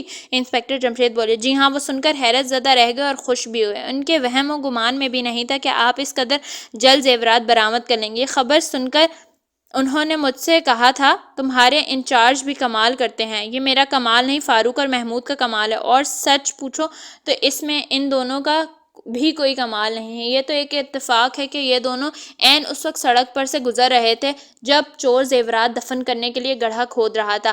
اس سے اگر یہ اتفاق پیش نہ بھی آتا تو 1-2 دن کے اندر ہم زیورات پھر بھی پہنچ جاتے، کیونکہ یہ بٹن کوئی معمولی بٹن نہیں تھا، اور اب تو وہ 2 ہو چکے ہیں۔ ہاں، اب یہ بٹن لے کر بازار صرافہ چلے جاؤ، اس جگہ پہنچ کر تمہیں یہ معلوم کرنا ہوگا کہ یہ بٹن کس نے بنوائے تھے اور کب بنوائے تھے۔ میرا خیال ہے یہ کوئی مشکل کام ثابت نہیں ہوگا۔ آپ کا خیال ٹھیک ہے، اکرم نے کہا، تو پھر تم ایک بٹن لے کر چلے جاؤ، دوسرا میرے پاس رہے گا اور رپورٹ میں دفتر ہی میں کر لوں گا۔ جی اچھا، اکرم نے کہا اور گھر سے باہر چلا گیا۔ کیا قصہ ہے؟ اس کے جانے کے بعد پروفیسر داؤد نے پوچھا۔ انسپکٹر جمشید نے انہیں ساری کہانی سنا ڈالی۔ وہ حیران ہو کر سنتے رہ گئے۔ یہ فضل تو شاید ہمارا بھی واقف ہے، خان رحمان بول اٹھے۔ ہاں، کئی بار ملاقات ہو چکی تھی، پروفیسر نے کہا۔ تمہارا کیا ذکر ہے، تم تو اس وقت تک کسی سے ملتے ہی نہیں جب تک وہ کسی کیس میں الجھ نہ جائے، خان رحمان نے جل کر کہا۔ لیکن تم سے اور پروفیسر صاحب سے تو ملتا رہتا ہوں۔ انسپکٹر جمشید مسکرائے۔ تم ملتے رہتے ہو؟ پروفیسر نے آنکھیں نکالیں۔ یا تو ہم ہیں جو ملنے آتے رہتے ہیں، اب کیا بتاؤں، شہر کے جرائم پیشہ تو سانس لینے ہی نہیں دیتے۔ اماں تو کیا سارے محکمے میں ایک تم ہی ہو، اور بھی تو کئی انسپکٹر ہیں، آخر وہ کس مرض کی دوا ہیں؟ انہیں کس لیے ملازم رکھا گیا؟ حکومت انہیں تنخواہیں دیتی ہے۔ پروفیسر جھنجھلا کر بولے، انہیں کام کرنے کا اتنا شوق نہیں ہے جتنا مجھے۔ انسپکٹر جمشید بولے، اور تم سے زیادہ ان تینوں کو ہے۔ خان رحمان نے مسکرا کر محمود، فاروق اور فرزانہ کی طرف اشارہ کیا۔ اوہ، اکرم سے ایک بات معلوم کرنا کا خیال ہی نہیں رہا۔ انسپکٹر جمشید کو خیال آیا، کون سی بات ابا جان؟ اس سے پوچھنا تھا کہ ماسٹر فضل کا ملازم غائب تو نہیں؟ تو یہ معلوم کرنا کیا مشکل ہے، میں بیگم شیرازی کے ہاں جا کر فون کر کے معلوم کر لیتا ہوں۔ محمود بولا، وہ تمہیں دفتر میں نہیں ملے گا، تو پھر ماسٹر فضل کو فون کر کے یہ بات معلوم کی جا سکتی ہے۔ فاروق نے تجویز پیش کی۔ گڈ، بہت اچھا خیال ہے محمود، تم جا کر معلوم کرو۔ ٹھہرو، پہلے مسٹر فضل کا نمبر لکھ لو۔ انہوں نے مجھے محمود کو فضل کے نمبر لکھوا دیو اور وہ چلا گیا۔ دیکھیے میں کہتا تھا نا تم سے زیادہ شوق تو ان دونوں کو ہے، خان رحمان بولے۔ ہاں بھائی اس میں کیا شک ہے، اور پھر ان کے اس شوق کی وجہ سے ان کے اتنے کارنامے ہوئے ہیں۔ شیشے کا باکس والا کیس، تہخانے کا راز، بھوت کا شکار اور ڈاکو والا کیس، ان کے علاوہ اور نہ جانے کتنے کارنامے انہوں نے سر انجام دیے ہیں جن سے ملک اور قوم کو فائدہ پہنچا ہے۔ پروفیسر داؤد نے کہا۔ یہ تو خیر ٹھیک ہے، اس لیے شاید جمشید تم انہیں روکتے نہیں۔ خان رحمان نے کہا، روکتا تو میں ضرور ہوں اور یہ رک بھی جاتے ہیں، لیکن اتفاقات انہیں الجھا ہی لیتے ہیں۔ اسی وقت محمود اندر داخل ہوا۔ کیا معلوم ہوا؟ انسپکٹر جمشید نے پوچھا۔ مسٹر فضل تو نہا رہے تھے، ان کے دوست انور خان نے فون اٹھایا تھا۔ انور خان یہ تو شاید کل بھی وہاں موجود تھے، ہو سکتا ہے فضل نے رات کو ٹھہرا لیا ہو۔ اچھا خیر تو اس نے کیا بتایا؟ اس نے بتایا کہ ملازم غائب ہے۔ مجھے تو پہلے ہی ڈر تھا، انسپکٹر جمشید بڑبڑائے، اور یہ اکرم کی غلطی سے ہوا ہے۔ یہ انور خان وہی تو نہیں جس کی بڑی بڑی مونچھیں ہیں؟ خان رحمان نے کہا۔ کیوں، تم نے کیوں پوچھا؟ انسپکٹر جمشید نے کہا۔ ہاں میرا خیال ہے اس کے چہرے پر بڑی بڑی مونچھیں ہیں، تب پھر وہی انور خان ہوگا۔ کون؟ کیا تم اسے جانتے ہو؟ ہاں سیاہی آدمی ہے بھائی، اور بہت زندہ دل بھی ہے، اس سے میری شناسائی ہے۔ وہ فضل کا دوست ہے، کل چوری کے بعد میں وہاں موجود تھا، فضل نے اسے ہی فون کر کے بلایا تھا اور اسی وقت سے شاید وہ وہیں ہے۔ سوال یہ ہے کہ تم نے انور خان کا ذکر کیوں چھیڑا؟ پروفیسر نے ان دونوں کو گھورا۔ میں نے نہیں، خان رحمان نے چھیڑا تھا، انسپکٹر جمشید بولے۔ ملازم غائب ہو جانے کا مطلب یہ ہے کہ وہ چور کے ساتھ شامل تھا، محمود نے سوچتے ہوئے کہا، یا اسے چوری کے بارے میں کچھ معلوم تھا؟ فاروق بڑبڑایا۔ آخر اسے کیا معلوم تھا؟ فرزانہ بولی۔ بہت ضروری سوال ہے، اس پہلو پر سوچتے رہو، اور میں اب دفتر جاتا ہوں۔ تم ان اپنے دونوں انکلوں سے باتیں بھی کرو۔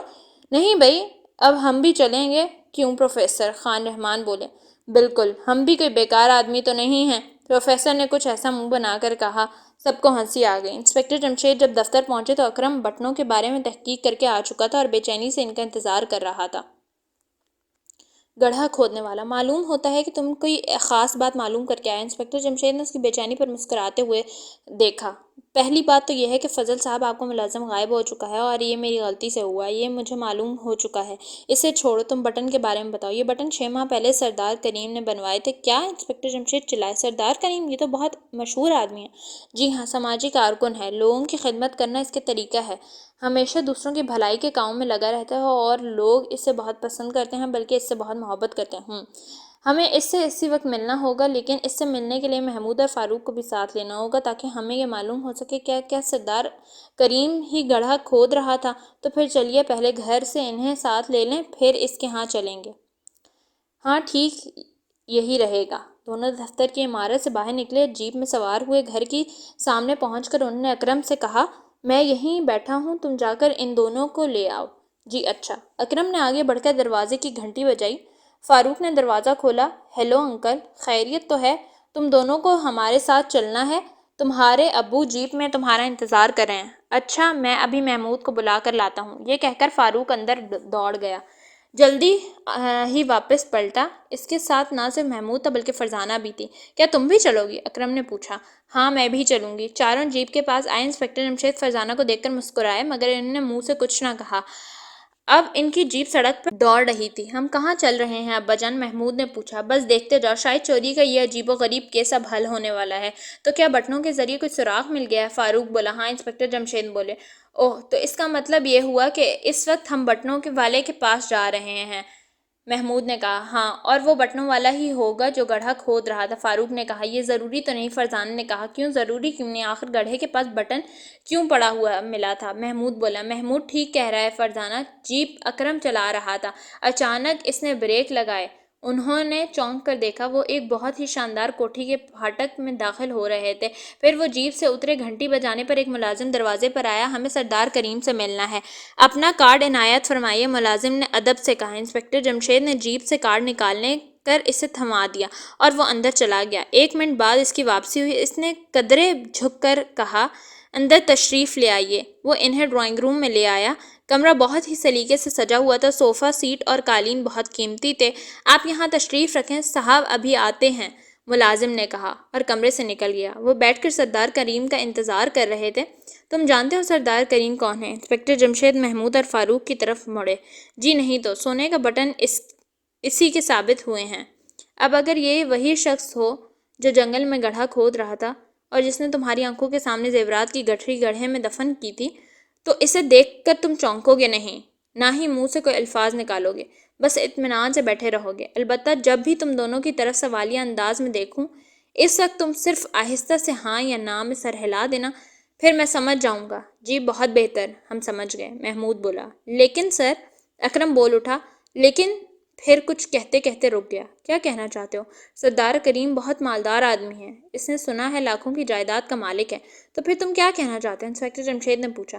آخر اسے چوری کرنے کی کیا ضرورت پیش آ گئی؟ یہی معلوم کرنا تو ہمارا کام ہے۔ اگر سردار کریم چور ہے تو ہو سکتا ہے اس نے یہ لاکھوں کی جائیداد اور چوریاں کر کے ہی حاصل کی ہو سکتا ہے کہ یہ چوروں کی کسی گروہ کا سردار ہو۔ لیکن یہاں ایک سوال اور پیدا ہوتا ہے، فرزان نے کہا۔ ہاں تم بھی کہو۔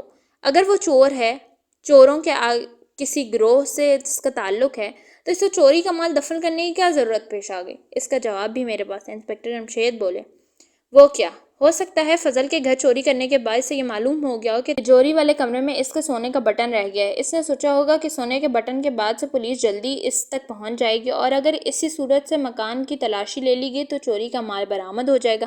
آپ کا جواب بہت معقول ہے، لیکن یہاں ایک سوال اور پیدا ہوتا ہے۔ اس مرتبہ محمود بولتا۔ کرتے رہو سوال پیدا، اسی طرح کیس حل ہوتا جائے گا، انسپکٹر جمشید نے دلچسپی لیتے ہوئے کہا۔ اب جو سوال پیدا ہوا ہے وہ یہ ہے کہ جبکہ سردار کریم کو یہ معلوم ہو گیا تھا کہ اس کے سونے کا ایک بٹن فضل کے گھر میں گر گیا ہے اور اس کی وجہ سے اسے زیورات گڑھے میں دفن کرنے پڑے، تو پھر آخر اس سے اس قدر لاپرواہی کس طرح ہوئی کہ اس نے گڑھے کے پاس ایک اور بٹن گرا دیا؟ محمود نے پرزور لہجے میں کہا۔ اس کا سوال سن کر اکرم بھی حیرت زدہ رہ گیا۔ بہت خوب محمود، تم نے کمال کر دیا، یہ بہت اچھا سوال پیدا کیا ہے تم نے۔ انسپکٹر جمشید نے اس کی تعریف کی۔ لیکن آپ نے اس سوال کا جواب نہیں دیا۔ اس سوال کا جواب یہ ہے کہ ابھی تک ہم صرف خیالی گھوڑے ہی دوڑا رہے ہیں۔ ابھی تو ہمیں یہ بھی نہیں معلوم کہ سردار کریم نے چوری بھی کی ہے یا نہیں، اور گڑھا کھودنے والا ہی وہی تھا یا کوئی اور، یہ بھی ہو سکتا ہے کسی اور نے کی ہو۔ اس وقت قدموں کی چھاپ سنائی دی۔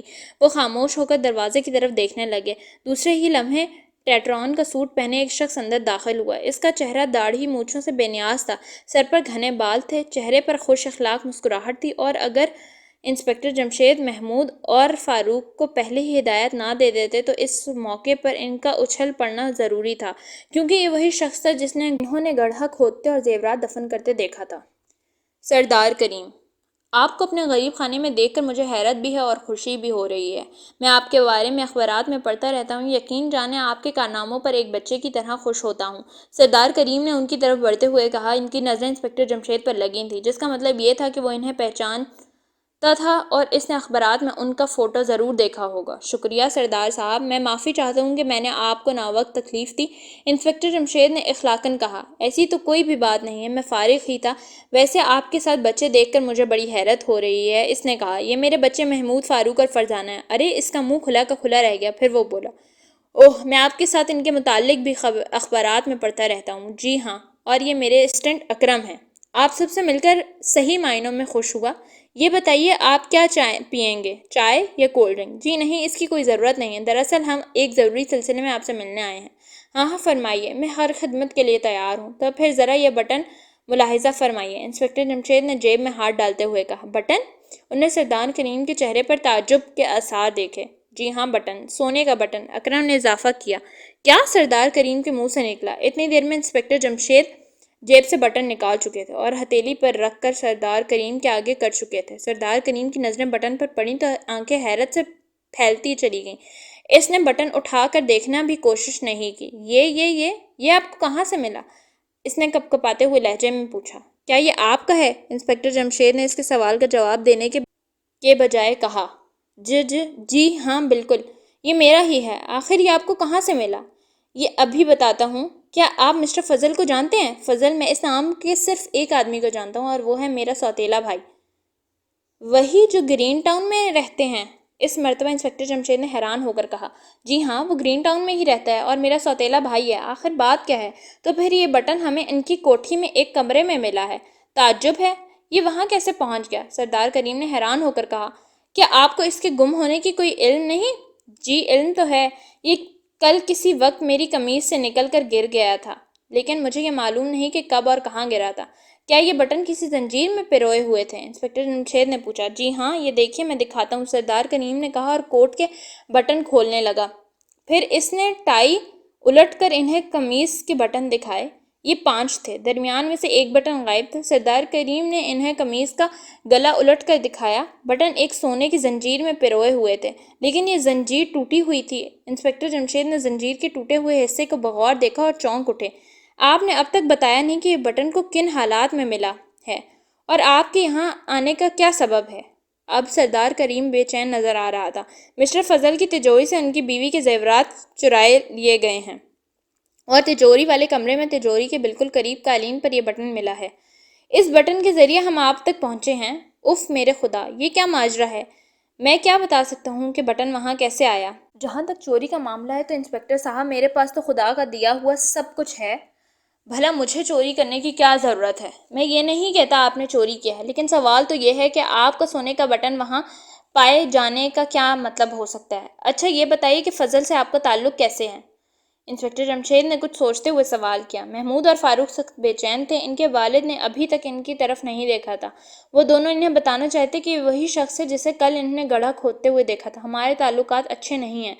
کیا فرمایا؟ اچھے نہیں ہیں؟ انسپکٹر جمشید نے حیران ہو کر کہا۔ جی ہاں، ہم دونوں ایک دوسرے کو سخت ناپسند کرتے ہیں، سردار کریم نے صاف لہجے میں کہا۔ آپ بہت صاف گو آدمی ہیں۔ آپ کا جواب سن کر مجھے بہت خوشی ہوئی۔ اچھا، اب ایک سوال اور ہے۔ یہ بٹن کل کتنے تھے؟ 6 تھے، اب 5 رہ گئے ہیں۔ ایک آپ کے ہاتھ میں ہے، سردار کریم نے کہا۔ کیا آپ کو یقین ہے کہ آپ نے 6 بٹنوں کی لڑی خریدی تھی؟ جی ہاں، مجھے 100% یقین ہے، کیونکہ میری قمیض میں 6 کاج ہیں۔ کہیں یہ 7 تو نہیں تھے اور ایک زائد ہونے کی بنا پر آپ نے الگ کر دیا ہو؟ جی نہیں، یہ تو میں نے آرڈر دے کر بنوائے تھے۔ پھر بھلا ایک زائد کیسے بن سکتا ہے؟ عجیب بات ہے، انسپکٹر جمشید کے منہ سے نکلا۔ کیا عجیب بات ہے؟ آپ صاف صاف کیوں نہیں بتاتے؟ سردار کریم نے الجھ کر کہا۔ ٹھہریے، میں ابھی بتاتا ہوں، انسپکٹر جمشید نے کہا اور جیب میں ہاتھ ڈال کے دوسرا بٹن نکالنے لگے جو محمود اور فاروق کو گھڑے کے پاس سے ملا تھا۔ اب آپ اس بٹن کو پہچانتے ہیں؟ انہوں نے دوسرا بٹن ہتھیلی پر رکھتے ہوئے کہا۔ پہلا بٹن انہوں نے میز پر رکھ دیا تھا۔ سردار کریم نے دوسرا بٹن کو آنکھیں پھاڑ پھاڑ کر دیکھا۔ یہ کیا ہے؟ یہ بٹن؟ یہ کیسے ہو سکتا ہے؟ آخر یہ بٹن کہاں سے آیا؟ سردار کریم نے ٹوٹے پھوٹے جملوں میں کہا۔ کیا یہ آپ کا نہیں ہے؟ انسپکٹر جمشید نے خفیف سی مسکراہٹ لبوں پر لاتے ہوئے کہا۔ خدا جانے یہ کیا چکر ہے؟ سردار کریم یہ کہتے ہوئے بٹن اپنے ہاتھ میں لے لیا اور اسے الٹ پلٹ کر دیکھنے لگے۔ بالکل ایک جیسے ہیں، لیکن یہ کیسے ہو سکتا ہے؟ یہ 7واں بٹن کہاں سے آ گیا؟ میرا تو صرف ایک بٹن گم ہوا ہے، پھر یہ 2 کہاں سے آ گئے؟ خدا کے لیے بتائیے یہ کیا چکر ہے؟ یہ تو آپ کو ہی بتانا ہوگا سردار صاحب کہ چکر کیا ہے۔ کیا مطلب؟ مجھے بتانا ہوگا؟ مجھے کیا معلوم ان بٹنوں میں سے ایک میرا ضرور ہے۔ یہ دوسرا بٹن شمالی سڑک کے جنگل سے ملا ہے۔ کیا؟ سردار کریم صوفے سے اچھل پڑے، اس کی آنکھ خوف سے ابل پڑی۔ جی ہاں، ایک گڑھے کے پاس سے۔ اس گڑھے میں سے زیورات کی گٹھری بھی ملی ہے جس میں بیگم فضل کے زیورات پائے گئے ہیں، اور اب تو مجھے یہ بھی کہہ دینا چاہیے کہ گڑھا آپ نے کھودا تھا اور اس گڑھے میں زیورات آپ نے ہی دفن کیے تھے۔ اف میرے خدا، آپ اس حقیقت سے انکار نہیں کر سکتے کہ جس وقت آپ نے گڑھا کھود کر زیورات دفن کیے میرے دونوں لڑکے چھپ کر آپ کو دیکھ رہے تھے اور آپ نے اپنی کار بھی جنگل میں چھپائی تھی۔ انسپکٹر جمشید یہ کہہ کر خاموش ہو گئے۔ سردار کریم نے کوئی جواب نہ دیا، وہ پھٹی پھٹی آنکھوں سے خلا میں تک رہے تھے۔ حالانکہ انسپکٹر جمشید سے کہا، اکرم تو ملازم کو لے کر کار کے گیراج کی تلاشی لے لو، تمہیں وہاں ایک کدال تلاشی کرنی ہے۔ جی بہتر، اکرم نے اٹھتے ہوئے کہا۔ پھر وہ کمرے سے نکل گیا۔ سردار صاحب، آپ نے میرے الزامات کا جواب نہیں دیا۔ اس پر سردار کریم نے کچھ نہ بولا، ایسے معلوم ہوتا ہے جیسے اسے ساختہ ہو گیا۔ انسپکٹر جمشید اور تینوں بچے انہیں خاموشی سے دیکھتے رہے۔ آخر اکرم اندر داخل ہوا۔ اس کے ہاتھ میں ایک کدال تھی۔ لیجیے، کدال بھی مل گئی، آپ کے خلاف ثبوت مکمل ہو گیا۔ اب آپ کیا کہتے ہیں؟ انسپکٹر جمشید پھر بولے، مگر سردار کریم نے ابھی بھی کوئی جواب نہیں دیا۔ انہوں نے حیران ہو کر اسے دیکھا، پھر اکرم اٹھ کر ان کے پاس گیا، اسے سردار کریم کے شانے سے پکڑ کر ہلایا۔ وہ سب چونک اٹھے۔ سردار کریم کا سر ایک طرف کو ڈھلک گیا تھا، وہ گھبرا گئے۔ انسپکٹر جمشید نے ان کی نبض دیکھی۔ صرف بے ہوش ہے، پانی منگوا کر اس کے منہ پر چھینٹے مارو۔ سردار کریم کو ہوش میں آنے میں دیر نہ لگی۔ کچھ دیر بعد وہ بولا، انسپکٹر صاحب یہ ٹھیک ہے کہ میں شمالی سڑک کے جنگل میں گیا تھا، میں نے ایک گڑھا بھی وہاں کھودا اور زیورات بھی وہاں دفن کیے تھے، لیکن خدا کی قسم میں چور نہیں ہوں۔ کل صبح جب میں سو کر اٹھا اور میں نے اپنے کپڑوں کی الماری کھولی تو زیورات کی وہ گٹھری مجھے اس میں رکھی ملی تھی۔ میں اسے دیکھ کر گھبرا گیا، میرے ذہن میں یہی بات آئی کہ کوئی مجھے پھنسانا چاہتا ہے، بس میں اس جنگل میں دفن کرنے چلا گیا۔ اب مجھے محسوس ہوا میں نے زبردست غلطی کی تھی، مجھے تو پولیس کو فون کر دینا چاہیے تھا، اب چاہے آپ مجھے گرفتار کر لیں لیکن میں ہوں بے گناہ۔ یہ کہہ کر سردار کریم خاموش ہو گیا۔ اس کیس کا جو سب سے پراسرار اور الجھا ہوا مسئلہ وہ 7واں بٹن ہے۔ آخر 7واں بٹن کہاں سے آیا؟ انسپکٹر جمشید نے سوچتے ہوئے بولا۔ میں خود حیران ہوں۔ دیکھیے سردار صاحب، اگر اس وقت آپ کے خلاف مکمل ثبوت موجود ہیں پھر بھی میں آپ کو گرفتار نہیں کرنا چاہتا۔ جب تک دونوں بٹنوں کا مسئلہ میرے ذہن سے صاف نہیں ہو جاتا میں کسی کو گرفتار نہیں کر سکتا۔ ویسے امید ہے کہ جلد ہی آپ سے پھر ملاقات ہوگی۔ یہ کہہ کر انسپکٹر جمشید اٹھ کھڑے ہوئے۔ اکرم اور تینوں بچے حیران رہ گئے کیونکہ ان کا خیال تھا کہ وہ سردار کریم کو گرفتار کر لیں گے اور سردار کریم بھی بت بنا انسپکٹر جمشید کو جاتے ہوئے دیکھتا رہ گیا۔ کیس نے ایک نئی کروٹ لی۔ اکرم نے جیپ میں بیٹھتے ہوئے کہا، اس کیس میں جو سب سے عجیب اور پریشان کر دینے والی بات ہے وہ ہے 7واں بٹن۔ سردار کریم نے 6 بٹنوں کی لڑی تیار کرائی تھی، اس نے ایک بٹن غائب ہے جو ہمیں فضل کے گھر سے ملا ہے، تو پھر وہ بٹن کہاں سے آیا جو گڑھے کے پاس سے ملا ہے؟ انسپکٹر جمشید نے سوچتے ہوئے کہا، ابا جان ہو سکتا ہے کہ وہ بٹن سردار کریم کی بٹنوں کی لڑی سے غائب ہو، وہ گڑھے کے پاس سے ملنا والا ہو۔ فاروق نے بے خیالی میں ایک بات کہی۔ کیا؟ انسپکٹر جمشید پوری قوت سے چلائے۔ دوسرے گھبرا گئے۔ بظاہر فاروق کی بات میں اتنی حیران کر دینے والی کوئی چیز نہ تھی۔ خدا کی قسم فاروق، تم نے یہ جملہ کہہ کر مجھے ایک بالکل ہی نیا راستہ دکھا دیا ہے، تم نے تو کیس کی کایا ہی پلٹ دی۔ مگر ابا جان آخر میں نے کیا کیا ہے؟ فاروق نے حیران ہو کر کہا، تم نے کہا ہے کہ سردار کریم کی بٹنوں کی لڑی سے جو بٹن غائب ہے ہو سکتا ہے وہ بٹن جو گڑھے کے پاس سے ملا، نہ کہ وہ بٹن جو تجوری کے پاس سے ملا، تو پھر اس سے کیا فرق پڑتا ہے؟ 7واں بٹن تو پھر بھی موجود رہتا ہے۔ فرق تو بہت بڑا پڑ چکا ہے۔ اب تو ہم یہ خیال کرتے رہے تھے کہ تجوری کے پاس سے پایا جانے والا بٹن وہ بٹن ہے جو سردار کریم کی لڑی میں غائب ہے، لیکن دراصل تمہاری بات ٹھیک ہے کیونکہ سردار کریم کے اس جگہ جا کر زیورات دفن کرنے کے پروگرام کے بارے میں کسی کو کوئی علم نہیں تھا، لہٰذا اس جگہ جو بٹن پایا گیا ہے وہ یقیناً اس لڑی ہی کا ہے۔ تو کیا آپ کا خیال ہے کہ دوسرا بٹن لڑی کا نہیں ہے؟ محمود نے حیران ہو کر کہا، وہ لڑی کا کیسے ہو سکتا ہے جبکہ سردار کریم نے 6 بٹنوں والی لڑی بنوائی تھی، اور یہ بھی ہو سکتا ہے کہ اس نے دراصل 7 بٹنوں والی لڑی بنوائی ہو اور اب جھوٹ بول رہا۔ فرزانہ نے نیا خیال اظہار کیا۔ یہ بات نہیں ہے، اکرم بولا، میں صراف کے کاغذات دیکھ آیا تھا، اس میں 6 بٹن والی لڑی لکھا ہوا تھا، تو پھر بات وہیں آ جاتی ہے، آخر 7واں بٹن کہاں سے آیا؟ یہی اس کیس میں اہم سوال ہے، اگر اس سوال کا جواب مل جائے تو کیس فوراً حل ہو سکتا ہے۔ انسپکٹر جمشید بولے، اس سوال کا جواب میں آپ کو گھر جا کر دوں گی، فرزانہ نے الجھے لہجے میں کہا۔ کیا مطلب؟ انسپکٹر جمشید چونکے۔ جی ہاں، گھر پہنچ کر بتاؤں گی۔ تو یہاں ہی دے دینے میں کیا حرج ہے؟ فاروق نے جل کر کہا۔ اس لیے کہ یہاں تو مجھے بھی معلوم نہیں، فرزانہ مسکرائی، اور گھر میں تمہارے الادین کا چراغ کا جن آ کر بتایا جائے گا نا تمہیں؟ محمود بول اٹھا۔ نہیں، میں وہاں ایک تجربہ کروں گی۔ فرزانہ باشعور انداز میں مسکرائی جا رہی۔ تم سائنسدان کب بن گئی ہو؟ فاروق نے منہ بنا کر کہا، جب سے تم جل بھننے لگ گئے ہو۔ فرزانہ کی اس بات پر اکرم کو بے ساختہ ہنسی آ گئی۔ انسپکٹر جمشید بھی مسکرائے بغیر نہ رہ سکے۔ آخر وہ بولے، صرف ایک جملے کی وجہ سے فرزانہ نے برا سا منہ بنایا۔ ہاں، وہ بہت اہم جملہ تھا، لیکن گھر چل کر جو بات میں بتاؤں گی وہ اس سے بھی بہت اہم ثابت ہوگی۔ خیر، دیکھا جائے گا۔ فاروق مسکرایا۔ رہ گیا بیچارے میں اس کیس میں کچھ بھی نہیں کر سکا، محمود نے معصوم صورت بنا کر کہا۔ فکر نہ کرو، ابھی بہت وقت پڑا ہے، کچھ نہ کچھ کرنے کا موقع مل ہی جائے گا، فرزانہ بولی۔ اس طرح باتیں کرتے وہ گھر پہنچ گئے۔ ہاں فرزانہ، اب بتاؤ تم کیا بات بتانا چاہتی ہو؟ ابا جان، وہ دونوں بٹن دکھائیے۔ انسپکٹر جمشید نے حیران ہو کر ایک جیب سے ایک بٹن اور دوسری سے دوسرا بٹن نکالا اور بولے، یہ تجوری کے پاس سے ملے اور یہ گڑھے کے پاس سے۔ فرزانہ دونوں بٹنوں کو بغور دیکھنے لگی، پھر دونوں بٹن محمود کی طرف بڑھا دیے۔ انہیں غور سے دیکھو۔ محمود نے حیران ہو کر بٹن لیے اور انہیں کئی سیکنڈ تک غور سے دیکھتا رہا، پھر اس نے فاروق کی طرف بڑھا دیے۔ فاروق نے دیکھنے بعد انسپکٹر جمشید کی طرف بڑھائے، انہوں نے اکرم کو دیے۔ اب کہیے، کیا خیال ہے؟ فرزانہ مسکرائی۔ کیا تم یہ کہنا چاہتی ہو کہ ان دونوں میں سے کوئی فرق ہے؟ इंस्पेक्टर जमशेद ने पूछा, क्या आपको कोई फ़र्क नज़र नहीं आया? नहीं, मुझे तो दोनों बिल्कुल एक जैसे नज़र आते हैं, वो बोले। और हमें भी, महमूद और फारूक बैक वक्त बोले। फरजाना ने अकरम की तरफ देखा, इसने भी नफ़ी में सर हिला दिया। तो आप सबको इन दोनों में कोई फ़र्क नज़र नहीं आता? नहीं, हालांकि इन दोनों में ज़मीन आसमान का फ़र्क है, फरजाना ने अचानक ज़ोरदार आवाज़ में कहा। क्या मतलब? ये तुम क्या कह रही हो? इंस्पेक्टर जमशेद ने मुतहज़्ज़ाना लहजे में कहा। दूसरे भी इस जुमले पर हैरान रह गए। ये ठीक है अब्बाजान कि इन दोनों का बनावट में कतान कोई फ़र्क नहीं है। फरजाना ने कहना शुरू किया ही था कि फारूक बोल उठा, कभी कुछ सोचती हो कभी कुछ। अभी कह रही थी कि ज़मीन आसमान का फ़र्क है और अब? पहले सुन तो लो मैं क्या कहना चाहती हूँ। फरजाना ने इसकी बात काट दी।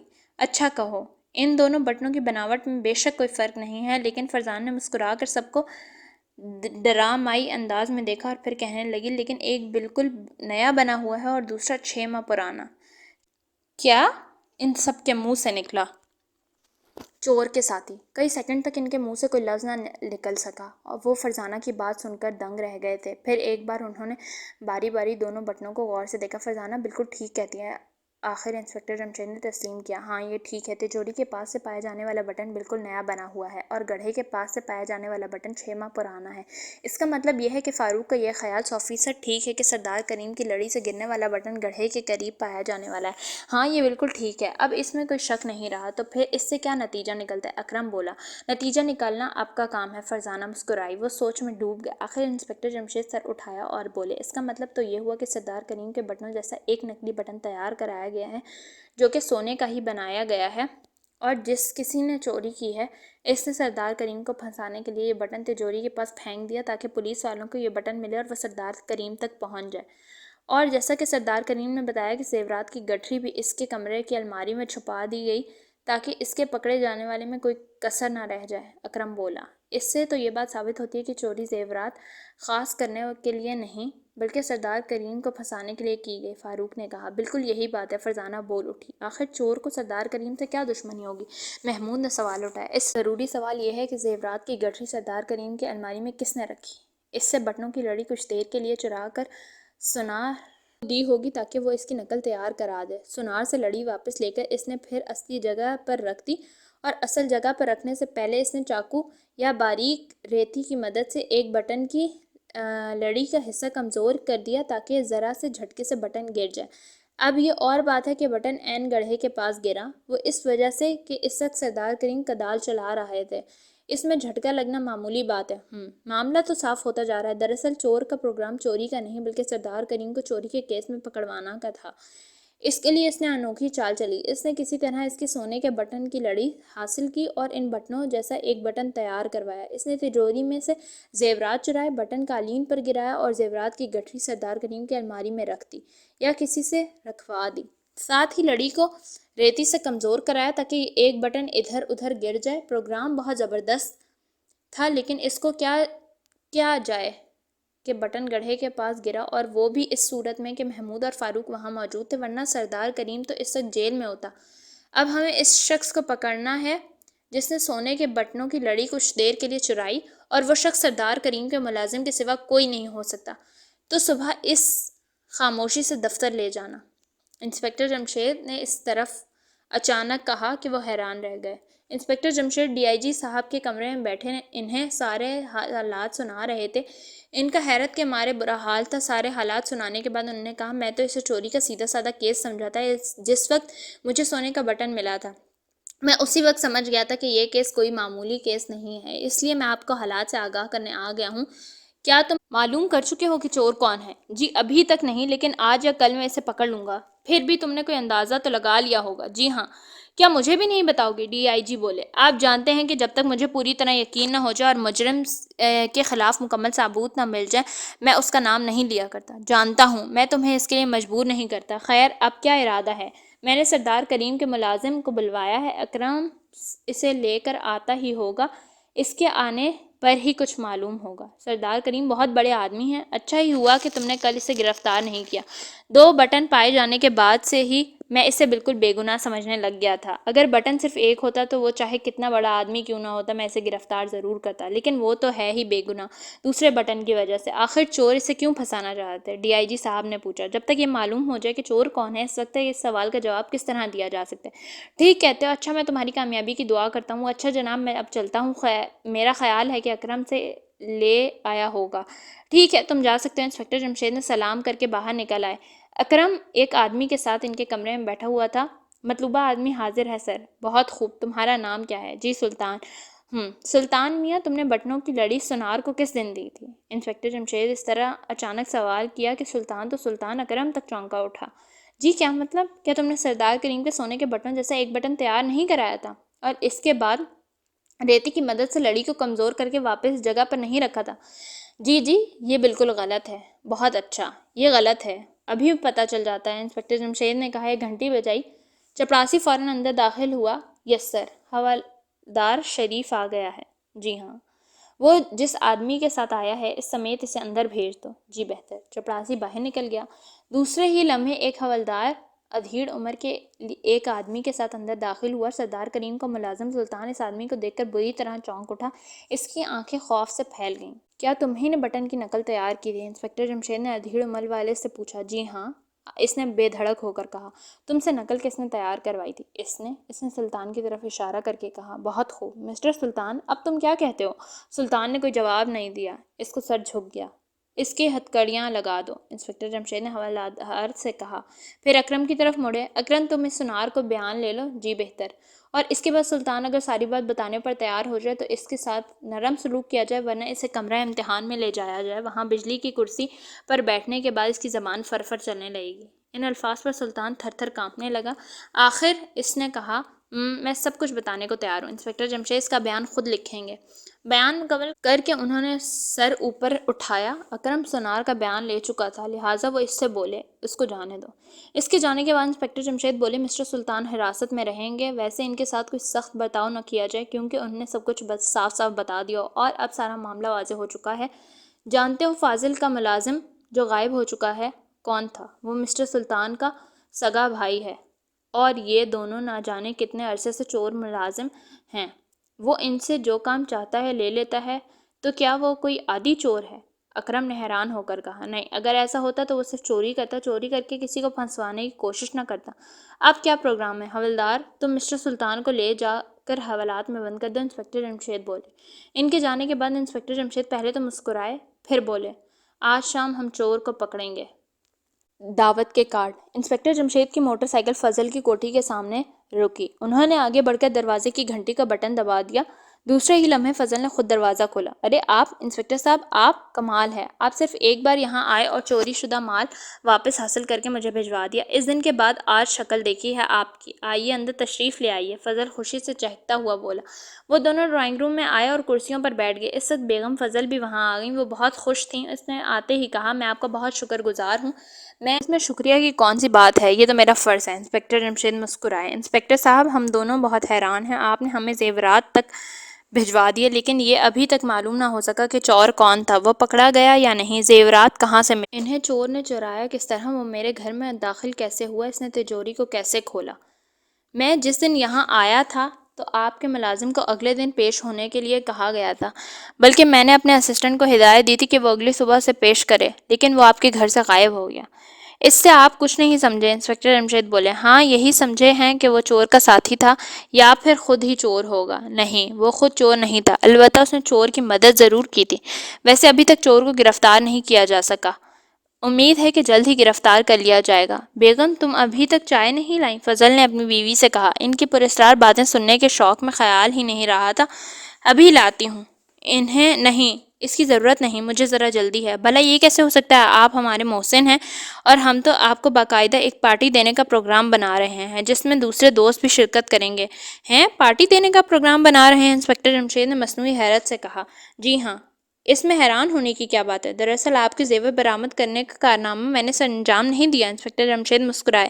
تو پھر دونوں حیران ہو کر بولے۔ میرے بچوں نے یہ کام کیا ہے۔ ارے ان کے منہ سے نکلا۔ یعنی محمود فاروق اور فرزانہ نے؟ بیگم فضل بولی۔ جی ہاں، کمال ہے، آپ کے بچے بھی کمال کرتے ہیں، بیگم فضل بولی۔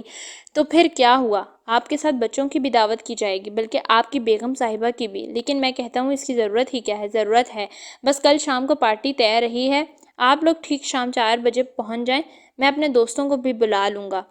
اچھا، جیسا آپ کی مرضی، انسپکٹر جمشید نے شانے اچکائے۔ آپ نے بتایا نہیں کہ یہ چوری کیسے ہوئی تھی؟ میرا خیال ہے کل سب لوگوں کے سامنے بتانے میں زیادہ مزہ رہے گا۔ چلیں، یہی صحیح۔ اچھا، میں اب چلتا ہوں۔ انسپکٹر جمشید اٹھ کھڑے ہوئے، دونوں انہیں دروازے تک چھوڑنے آئے۔ موٹر سائیکل موڑتے ہوئے انسپکٹر جمشید مسکرائے۔ ان کی یہ مسکراہٹ بہت پراسرار تھی۔ دراصل اس پارٹی کا انتظام ان کی اپنی مرضی سے ہوا تھا، لیکن اس طرح کی پارٹی دینے والے کو یہ بات معلوم ہی نہیں تھی۔ انہوں نے ڈی آئی جی سے کہا تھا کہ فضل کو یہ خیال دلائیں۔ انسپکٹر جمشید دراصل اس پارٹی کے دوران چور کو پکڑنا چاہتے تھے۔ محمود فاروق اور فرزانہ ناشتے کی میز پر بیٹھے تھے۔ بیگم جمشید اور باورچی خانے میں شام کی چائے تیار کر رہی تھیں۔ وہ آپس میں کسی بات پر جھگڑ رہے تھے۔ اچانک کسی نے دروازے کی گھنٹی بجائی۔ ابا جان آ گئے، یہ کہتے ہوئے فرزانہ دروازہ کھولنے کے لیے دوڑ پڑی۔ اس نے دروازہ کھولا تو وہاں اس کے والد کے بجائے ایک نوجوان آدمی کھڑا تھا۔ فرمائیے، فرزانہ نے کہا۔ کیا آپ انسپکٹر جمشید صاحب کا گھر ہے؟ جی ہاں، میں فضل صاحب کا نیا ملازم ہوں۔ یہ کارڈ آپ کے لیے ہیں۔ ارے، یہ کیسے کارڈ ہیں؟ پارٹی کے، فضل صاحب آپ لوگوں کو پارٹی دے رہے ہیں، حیرت ہے۔ اچھا، شکریہ۔ فرزانہ آئی تو اس کے ہاتھ میں 4 کارڈ تھے۔ ابا جان کہاں رہ گئے؟ محمود نے پوچھا۔ وہ ابھی نہیں آئے، ابھی تو یہ کارڈ آئے ہیں۔ یہ کیسے کارڈ ہیں؟ دعوت کے۔ انہوں نے کارڈ کھول کر پڑھے۔ ان میں ایک انسپکٹر جمشید مسز جمشید کا نام تھا، دوسرا مسٹر محمود جمشید کے نام، تیسرا مسٹر فاروق جمشید اور چوتھا مس فرزانہ جمشید کے نام تھا۔ تینوں نے آنکھیں پھاڑ پھاڑ کر ان کارڈوں کو دیکھا۔ آج تک ان کے ناموں کے کارڈ کبھی نہیں آئے تھے۔ اگر کبھی کسی دعوت کا کوئی کارڈ آیا بھی تھا تو اس پر لکھا ہوتا انسپکٹر اہل و عیال۔ نچلی تحریر دیکھ کر وہ اور بھی حیران ہوئے۔ لکھا ہوا تھا یہ پارٹی زیورات واپس مل جانے کی خوشی میں دی جا رہی ہے، اور چونکہ زیورات برآمد کرنے کے ہیرو محمود، فرزانہ اور فاروق ہیں، لہٰذا تینوں کی مہمان خصوصی ہوں گے۔ اس جملے پر محمود اور فاروق کے منہ بن گئے۔ کیوں؟ تم نے برا منہ کیوں بنایا؟ اس لیے کہ تمہیں کارڈ مفت میں مل گیا، زیورات تو صرف ہم نے برآمد کیے ہیں، فاروق بولا۔ زیادہ اکڑو نہیں، مجھے تم اس پارٹی میں بھی کوئی چال معلوم ہوتی ہے، فرزانہ بولی۔ کیا مطلب؟ دونوں چونک اٹھے۔ مطلب یہ کہ شاید ابا جان اس پارٹی میں چور کو پکڑنا چاہتے ہیں۔ اوہ، محمود کے منہ سے نکلا۔ تو اس کا مطلب یہ ہوا کہ ہمیں ہر خطرے کے لیے تیار ہو کر جانا چاہیے۔ ہاں، ہم تینوں اپنے اپنے ہتھیار لے کر جائیں گے۔ اچھا خیال۔ اس وقت گھنٹی پھر بجی۔ اس مرتبہ انسپکٹر جمشید ہی تھے۔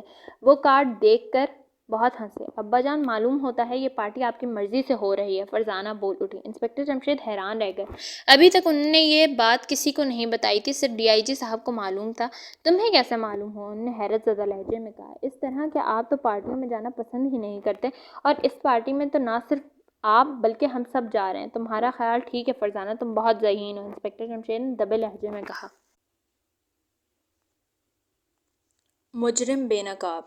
فضل نے پارٹی کا انتظام کوٹھی کی بائیں طرف بنے باغ میں کیا تھا۔ یہ کافی کشادہ تھا۔ درختوں میں رنگ برنگے بلب لگائے گئے تھے، روشوں پر سرخ بجری بچھائی گئی تھی۔ بالکل ایسا معلوم ہو رہا تھا جیسے کسی شادی کا انتظام ہو۔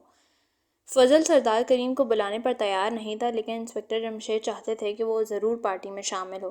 اس کے لیے بھی انہیں ڈی آئی جی سے کہلوانا پڑا۔ فضل اس پر بڑی مشکل سے آمادہ ہوا۔ دونوں سوتیلے بھائی مدتوں کے لڑے ہوئے تھے۔ 3:45 بجے مہمانوں کی آمد شروع ہو گئی۔ اس پارٹی میں خان رحمان اور پروفیسر داؤد کو بھی بلایا گیا تھا۔ وہ فضل کے دوست نہ سہی، ڈی آئی جی صاحب کے تو دوست تھے، اور مہمانوں کی لسٹ مرتب کرنے میں ان کا بھی تھوڑا بہت ہاتھ تھا۔ انسپکٹر جمشید نے اکرم کو سادہ لباس والوں کے ساتھ کوٹھی کے چاروں طرف پھیلا دیا تھا۔ اکرم اس پر بہت حیران ہوا تھا۔ آخر ایک پارٹی میں اس قدر احتیاطی تدابیر اختیار کرنے کی ایسی کیا ضرورت تھی؟ لیکن اکرم نے سوال کرنا نہیں سیکھا تھا۔ وہ تو انسپکٹر جمشید کی ذات پر اعتماد رکھتا تھا۔ مہمانوں کی آمد شروع ہونے سے بھی پہلے وہ وہاں پہنچ چکا تھا اور ہر اندر داخل ہونے والے کو بغور دیکھ رہا تھا۔ ٹھیک 4 بجے ڈی آئی جی صاحب کی آمد ہوئی۔ اکرم اٹینشن ہو گئے۔ کار میں اسے صرف ڈی آئی جی صاحب ہی نہیں اترتے بلکہ انسپکٹر جمشید، بیگم جمشید، محمود فاروق اور فرزانہ بھی اترتے دکھے۔ جو ہی وہ اندر داخل ہوئے، سب نے تالیاں بجائیں۔ انہیں کرسیوں پر بٹھایا گیا۔ ان کی کرسیوں کے ساتھ خان رحمان اور پروفیسر داؤد کی کرسیاں تھیں۔ فرزانہ نے پروفیسر داؤد کے کان میں کہا، انکل، آپ یہاں کوئی ننھا منھا ہتھیار بھی لے کر آئے ہیں یا نہیں؟ یہاں ہتھیاروں کی کیا ضرورت ہے انکل؟ تو پھر تم اپنے ہتھیار کیوں نہیں لائے؟ لائے تو ہیں مگر میری گڑیا فائر نہیں کر رہی ہے، میں نے اسے گھر میں چیک کیا تھا۔ اوہ، شاید اس کی بیٹری ڈاؤن ہو گئی ہے یا مشینری میں کوئی خرابی آ گئی ہوگی۔ خیر، میں اسے ٹھیک کر دوں گا۔ کیا اس وقت نہیں کر سکتے؟ اس وقت؟ مگر اس وقت میرے پاس اوزار کہاں ہیں؟ اوہ، فرزانہ کے لہجے میں مایوسی تھی۔ زیورات کا چور پکڑنا ہے۔ کیا؟ پروفیسر کے منہ سے نکلا۔ وہ حیران رہ گئے۔ یہ تم دونوں کیا کھسر پھسر کر رہے ہو؟ خان رحمان نے انہیں ٹوکا۔ اگر تمہیں جلن ہو رہی ہے تو تم بھی محمود یا فاروق سے کھسر پھسر شروع کرو۔ پروفیسر مسکرائے۔ لو، ضرور میرے خلاف کوئی سازش ہو رہی ہے، خان رحمان نے کہا۔ لو اور سنو، تم بھی کوئی ایسی اہم چیز ہو جس کے خلاف سازش کی جائے؟ تو کیا نہیں ہوں، خان رحمان نے معصومیت سے کہا۔ اس پر سب مسکرائے۔ اسی وقت فضل اٹھ کھڑا ہوا۔ وہ سب کو مخاطب کر کے کہہ رہا تھا، خواتین و حضرات، چند روز میرے پہلے 50,000 روپے کے زیورات چوری ہو گئی تھی۔ انسپکٹر جمشید صاحب کی خدمات حاصل کی گئیں، جنہوں نے اگلے دن ہی زیورات برآمد کر کے مجھے بھجوا دیں۔ بعد میں یہ بھی معلوم ہوا کہ اس کارنامے کے سر انجام دینے میں ان کے بچوں کا بھی ہاتھ ہے۔ یہ پارٹی اسی خوشی میں دی جا رہی ہے۔ ان الفاظ کے خاتمے پر انسپکٹر جمشید اٹھے۔ حضرات، پارٹی کا ایک اور مقصد بھی ہے۔ ابھی تک چور کو پکڑا نہیں گیا، صرف زیورات برآمد ہو سکیں۔ اس پارٹی میں آپ کو بتاؤں گا کہ چوری کیسے کی اور اس کے بعد کیا کیا۔ پھر میں آپ سب کے سامنے چور کو پکڑوں گا۔ کیا؟ سب مہمان حیرت اور خوشی سے چلا اٹھے۔ پھر انہوں نے زور زور سے تالیاں بجائیں۔ فضل نے ان کے الفاظ کو حیرت سے سنا۔ اس سے یہ اس وقت تک معلوم ہوا تھا کہ انسپکٹر جمشید اس پارٹی میں چور کو پکڑنے کا ارادہ بھی رکھتے ہیں۔ آخر پارٹی شروع ہوئی۔ لوگ کھانے پینے کی چیزوں پر ہاتھ صاف کرنے لگے۔ بوڑھے ہو گئے ہو مگر کھاتے ہو، ہم جوانوں سے زیادہ، خان رحمان نے پروفیسر سے کہا جو بڑھ چڑھ کر ہاتھ مار رہے تھے۔ اس لیے کہ بوڑھے خوراک کی ضرورت نوجوانوں سے زیادہ ہوتی ہے، پروفیسر نے مسکرا کر جواب دیا۔ جب میں تمہاری عمر کو پہنچ جاؤں گا تو بہت کم کھایا کروں گا اور اللہ اللہ کیا کروں گا، خان رحمان بولے۔ بہت نیک ارادہ ہے، پروفیسر بولے۔ تو تم کیوں ایسا نہیں کرتے؟ اور یہ ملک و قوم کے لیے ایجادات تم کرو گے؟ پروفیسر نے آنکھیں نکالی۔ ان کے انداز پر پاس بیٹھے لوگوں کو بھی ہنسی آ گئی۔ اس طرح باتیں ہوتی رہیں، کھانا کھایا جاتا رہا، یہاں تک کہ لوگ کھا پی کر فارغ ہو گئے۔ اس کے بعد کافی پیش کی گئی۔ ہاں بھائی جمشید، لوگ کافی پیتے ہوئے تمہاری باتیں بہت مزے لے کر سنیں گے۔ میرا خیال ہے کہ اب تم شروع کر دو، ڈی آئی جی نے کہا۔ جی بہتر۔ انسپکٹر جمشید اٹھ کھڑے ہوئے۔ سب کی نظریں ان پر جم گئیں۔ یہ آج سے 5 دن پہلے کی بات ہے، انہوں نے کہنا شروع کیا۔ ڈی آئی جی صاحب کے ذریعے مجھے اطلاع ملی کہ ان کے دوست فضل صاحب کے گھر چوری ہو گئی ہے۔ میں ان کے ہمراہ یہاں آیا، تجوری والے کمرے کا جائزہ لیا اور تجوری کو ہی دیکھا۔ اچانک مجھے قالین پر ایک چمکدار چیز نظر آئی۔ میں نے اسے اٹھا لیا۔ وہ سونے کا ایک بٹن تھا۔ سونے کا بٹن؟ لوگ چلائے۔ جی ہاں، لیکن وہ بٹن ان زیورات میں شامل نہیں تھا، اس لیے خیال پیدا ہوا کہ یہ ضرور چور کا ہوگا۔ اس شام میرے بچے شمالی سڑک کے جنگل کی طرف چہل قدمی کرنے گئے۔ انہیں درختوں کے پاس درمیان ایک کار دکھائی دی۔ یہ کار کو دیکھ کر بہت حیران ہوئے اور حالات جاننے کے لیے ایک جنگل میں گھس گئے۔ جب یہ کار کے پاس پہنچے تو انہیں ٹھک ٹھک کی آواز سنائی دی۔ انہوں نے پلٹ کر دیکھا، کار سے کچھ فاصلے پر ایک شخص ٹیٹرون کا سوٹ پہنے گڑھا کھودنے میں مصروف تھا، اور یہ حیران ہوئے اور جھاڑیوں میں چھپ گئے۔ جب گڑھا کافی گہرا کھود لیا گیا تو وہ آدمی کار کے پاس آیا، کار کی پچھلی سیٹ سے ایک گٹھری اٹھائی اور ان کی آنکھوں کے سامنے اس گڑھے میں دفن کر دی۔ اس کے بعد اس نے اپنی کدال سے گڑھا پر کر دیا اور کار میں بیٹھ کر چلا گیا۔ اس کے جانے کے بعد یہ دونوں اپنی جگہ سے نکلے اور گڑھے کے پاس آئے۔ گڑھے کے پاس سے انہیں ایک چمکدار چیز ملی۔ انہوں نے ایسے ہی اٹھایا۔ وہ سونے کا ایک بٹن تھا۔ کیا؟ ایک بار پھر سب چلائے۔ جی ہاں۔ انہوں نے گڑھے کو ہاتھ نہیں لگایا اور گھر لوٹ آئے۔ مجھے ساری بات بتائی تو میری حیرت کا کوئی ٹھکانہ نہ رہا، کیونکہ مجھے ایک بٹن فضل صاحب کے گھر سے مل چکا تھا۔ چنانچہ اسی وقت پولیس کے کچھ آدمی ساتھ لے کر گڑھے کے پاس گیا اور اسے دوبارہ کھول لیا گیا۔ گڑھے میں سے زیورات کی گٹھری برآمد ہوئی اور یہ زیور فضل صاحب کو لوٹا دیے گئے۔ اس کے بعد ہم بٹن کے ذریعے اس شخص تک پہنچے جو گڑھا کھود رہا تھا۔ وہ تھے سردار کریم۔ انہوں نے ان کی طرف اشارہ کرتے ہوئے کہا۔ کیا؟ لوگ کی آنکھیں پھٹی کی پھٹی رہ گئیں۔ جی ہاں۔ انہوں نے بتایا کہ اس سے اپنے کپڑوں کی الماری میں یہ گٹھری ملی تھی۔ انہوں نے اسے ڈر سے کہ کہیں پکڑے نہ جائیں اسے جنگل میں گڑھا کھود کر دفن کر دیا۔ جب انہیں بٹن دکھایا گیا تو یہ حیران ہوئے۔ ان کے سونے کے 6 بٹنوں میں سے ایک غائب تھا، لیکن ہمارے پاس تو 2 بٹن تھے۔ اسی دوسرے بٹن نے ہمیں چکرا دیا، کیونکہ سردار کریم کا تو صرف ایک بٹن گم ہوا تھا۔ آخر ایک بار پھر مشہور سوناروں سے پوچھ گچھ کی گئی۔ ان میں سے ایک نے بتایا کہ اس سے ہم نے دوسرے بٹن کی نقل تیار کرائی گئی تھی۔ جب اس کو سردار کریم کے ملازم کے سامنے کیا گیا تو اس نے فوراً کہا کہ یہ شخص ہے جس نے نقل تیار کرائی تھی۔ چنانچہ سردار کریم نے ملازم شریف کو گرفتار کر لیا گیا تھا۔ اس نے ہمیں معلوم ہوا کہ اس نے چور کے کہنے پر بٹن کی نقل تیار کرائی تھی اور چور کو دی تھی۔ چور نے چوری کے بعد بٹن فضل صاحب کے قالین پر گرا دیا تھا اور زیورات کو ایک کپڑے میں باندھ کر گٹھری شریف کو دے دی۔ شریف نے اس کی ہدایت کے مطابق اسے سردار کریم کی الماری میں رکھ دیا۔ چور نے چوری کرنے کے فضل کے ملازم کو بھی اپنے ساتھ ملایا ہوا تھا۔ میں اس کی مدد سے رات کے وقت کوٹھی میں داخل ہوا۔ اس نے اپنی جیب سے کلوروفارم کی شیشی نکالی، اسے رومال پر چھڑکا اور فضل صاحب اور بیگم فضل کی ناک سے لگا دیا۔ یہ بے ہوش ہو گئے۔ اس کے بعد چور نے ان کے تکیے کے نیچے سے چابی نکالی، تجوری کھولی اور اس میں سے زیورات نکال لیے۔ اب آپ لوگ سوچ رہے ہوں گے کہ چور نے چوری کرنے کے بعد زیورات سردار کریم کی الماری میں کیوں رکھوائے؟ سونے کی بٹن کی نقل تیار کر کے تجوری والے کمرے میں کیوں ڈالا؟ صاف ظاہر ہے کہ وہ چاہتا تھا کہ سردار کریم چوری کے الزام میں گرفتار ہوں اور جیل چلے جائیں۔ سردار کریم گرفتار بھی ہو جاتے لیکن دوسرے بٹن نے انہیں بچا لیا۔ دراصل چور نے ہدایت کی تھی کہ زیورات کی گٹھری الماری میں رکھنے کے بجائے بٹنوں کی زنجیر کو ریتی سے رگڑ کر اس میں سے ایک بٹن اڑا لے۔ وہ ریتی سے رگڑ ہی رہا تھا کہ سردار کریم وہاں پہنچ گئے اور کام نامکمل چھوڑ کر جھاڑن سے کمرہ جھاڑنے لگا اور پھر باہر نکل گیا۔ اس کے بعد چونکہ زنجیر کمزور ہو گئی تھی اس لیے گڑھا کھودتے وقت وہ بٹن گڑھے کے پاس گر گیا۔ اگر ہمیں یہ دوسرا بٹن نہ ملتا تو کبھی بھی سوناروں سے جا کر پوچھ گچھ نہ کرتے اور ان کے ملازم تک نہ پہنچ سکتے۔ اس کا نتیجہ یہ ہوتا ہے کہ سردار کریم گرفتار ہو جاتے، ان پر چوری کا کیس چلتا اور انہیں سزا ہو جاتی۔ اب سوال یہ ہے کہ چور ایسا کیوں چاہتا تھا؟ اس زبردست سازش سے اس کا مقصد کیا تھا؟ اس کا مقصد بھی آپ کو بتاتا ہوں۔ سردار کریم چند ماہ بعد ہونے والے الیکشنوں میں حصہ لے رہے ہیں۔ ان کی کامیابی یقینی ہے کیونکہ یہ غریبوں کی ہمدرد ہیں اور مخلص کارکن ہیں، ہمیشہ لوگوں کی بھلائی کے کاموں میں مصروف رہتے ہیں۔ چور بھی الیکشن میں حصہ لینے والا تھا۔ اس نے سوچا میں سردار کریم کے مقابلے میں کامیاب نہیں ہو سکوں گا، لہٰذا کیوں نہ کسی کیس میں الجھا دیا جائے۔ اس نے ایسا ہی کیا۔ اسکیم بہت زوردار تھی لیکن دوسرے بٹن نے اس کا کام بگاڑ دیا۔ اگر کبھی سردار کریم کو ملازم بٹن زنجیر سے الگ کر چکا ہوتا تو پھر یہ ضرور کامیاب ہو گئے ہوتے۔ سب جناب یہی تھی کل کہانی۔ کل کہانی؟ خان رحمان نے حیران ہو کر کہا۔ تم نے ابھی یہ کہاں بتایا کہ چور کون ہے؟ یہ سب سے اہم بات تو یہی ہے۔ ارے کیا آپ لوگ ابھی تک نہیں سمجھے؟ کیا آپ کو نہیں معلوم سردار کریم کے مقابلے میں الیکشن میں کون کھڑا ہو رہا ہے؟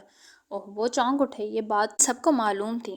ان سب کی نظریں فضل کے دوست انور خان پر جا لگیں جس کا رنگ اڑ چکا تھا۔ اچانک وہ بجلی کی تیزی سے اٹھا اور چلایا، خبردار کوئی اپنی جگہ سے حرکت نہ کرے۔ انہوں نے دیکھا اس کے ہاتھ میں ایک سیاہ رنگ کا پستول تھا لیکن اس کے کھڑے ہونے سے پہلے محمود اپنی کرسی سے کسک کر میز کے نیچے سے جا چھپا تھا، کیونکہ وہ چند سیکنڈ پہلے ہی سمجھ گیا تھا کہ اب اس کے والد چور کا نام بتانے ہی والے ہیں۔ وہ میز کے نیچے گیا ہی تھا کہ اس نے انور خان کی آواز سنی۔ وہ لوگوں سے کہہ رہا تھا خبردار کوئی اپنی جگہ سے حرکت نہ کرے، اپنے ہاتھ اوپر اٹھا دو۔ سب گھبرا گئے، ان کے ہاتھ اوپر اٹھ گئے۔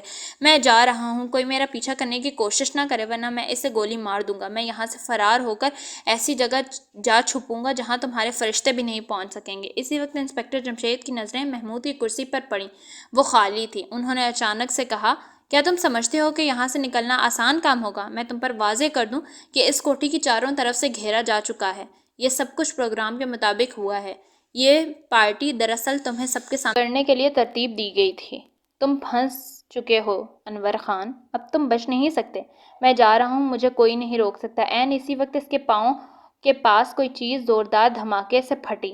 وہ الٹ کے پیچھے جا گرا، پستول اس کے ہاتھ سے ہی چھوٹ گیا۔ دوسرے ہی لمحے محمود اس کا پستول اٹھا چکا تھا اور میز کے نیچے سے نکل رہا تھا۔ اب تم اپنے ہاتھ اوپر اٹھا دو۔ اس کے ساتھ ہی انسپکٹر جمشید نے جیب سے سیٹی نکال کر بجائی۔ دوسرے ہی لمحے اکرم اور پولیس والے ادھر دوڑ پڑے اور انہوں نے انور خان کو جکڑ لیا۔ پارٹی سے واپسی پر محمود نے پوچھا تھا، یہ بات سمجھ میں نہیں آئی کہ انور خان کو بٹن کی نقل تیار کرانے کی کیا ضرورت تھی؟ وہ ملازم کے ذریعے ایک بٹن لڑی میں سے نکلوا کر بھی تجوری کے پاس رکھ کر ڈال سکتا تھا۔ اس طرح دوسرے بٹن کا جھگڑا ہی نہ کھڑا ہوتا۔ اس طرح انہیں چوری سے پہلے بٹن لڑی میں سے نکلوانا پڑتا اور سردار کریم اس کی چوری کی رپورٹ درج کرا سکتا تھا، پھر اس پر جرم عائد نہ ہوتا۔ اور فضل کے ملازم کا کیا بنا؟ وہ ابھی تک غائب ہے لیکن اس کے بارے میں انور خان کو ضرور معلوم ہوگا اور وہ ہمیں جلد ہی بتا دے گا، لہٰذا وہ بھی جلد ہی گرفتار کر لیا جائے گا۔ تو اس کا مطلب یہ ہوا کہ خس کم جہاں پاک۔ اب تم لوگ کل میرے ساتھ چل رہے ہو نا، پروفیسر داؤد نے کہا۔ وہ اس وقت ان کی کار میں بیٹھے گھر جا رہے تھے۔ میں سب سن رہا ہوں۔ پیچھے سے خان رحمان کی آواز آئی۔ وہ اپنی کار میں ان کے بالکل پیچھے تھے۔ انہوں نے پھر کہا، یہ پہلے میرے ساتھ جائیں گے؟ نہیں، پہلے میرے گھر جائیں گے۔ پروفیسر صاحب بھی اڑ گئے۔ بھائی لڑو مت، میرا خیال ہے کہ تم دونوں ٹاس کر لو، انسپکٹر جمشید نے بلند آواز میں کہا، جس پر سب کو ہنسی آ گئی۔ ٹھیک ہے، مجھے یہ شرط منظور ہے، اور مجھے بھی۔ تو پھر کار روک لو، ہم اسی جگہ ٹاس کریں گے، خان رحمان نے غرا کر کہا، اور وہ ٹاس کرنے کے لیے کارواں سے اتر گئے۔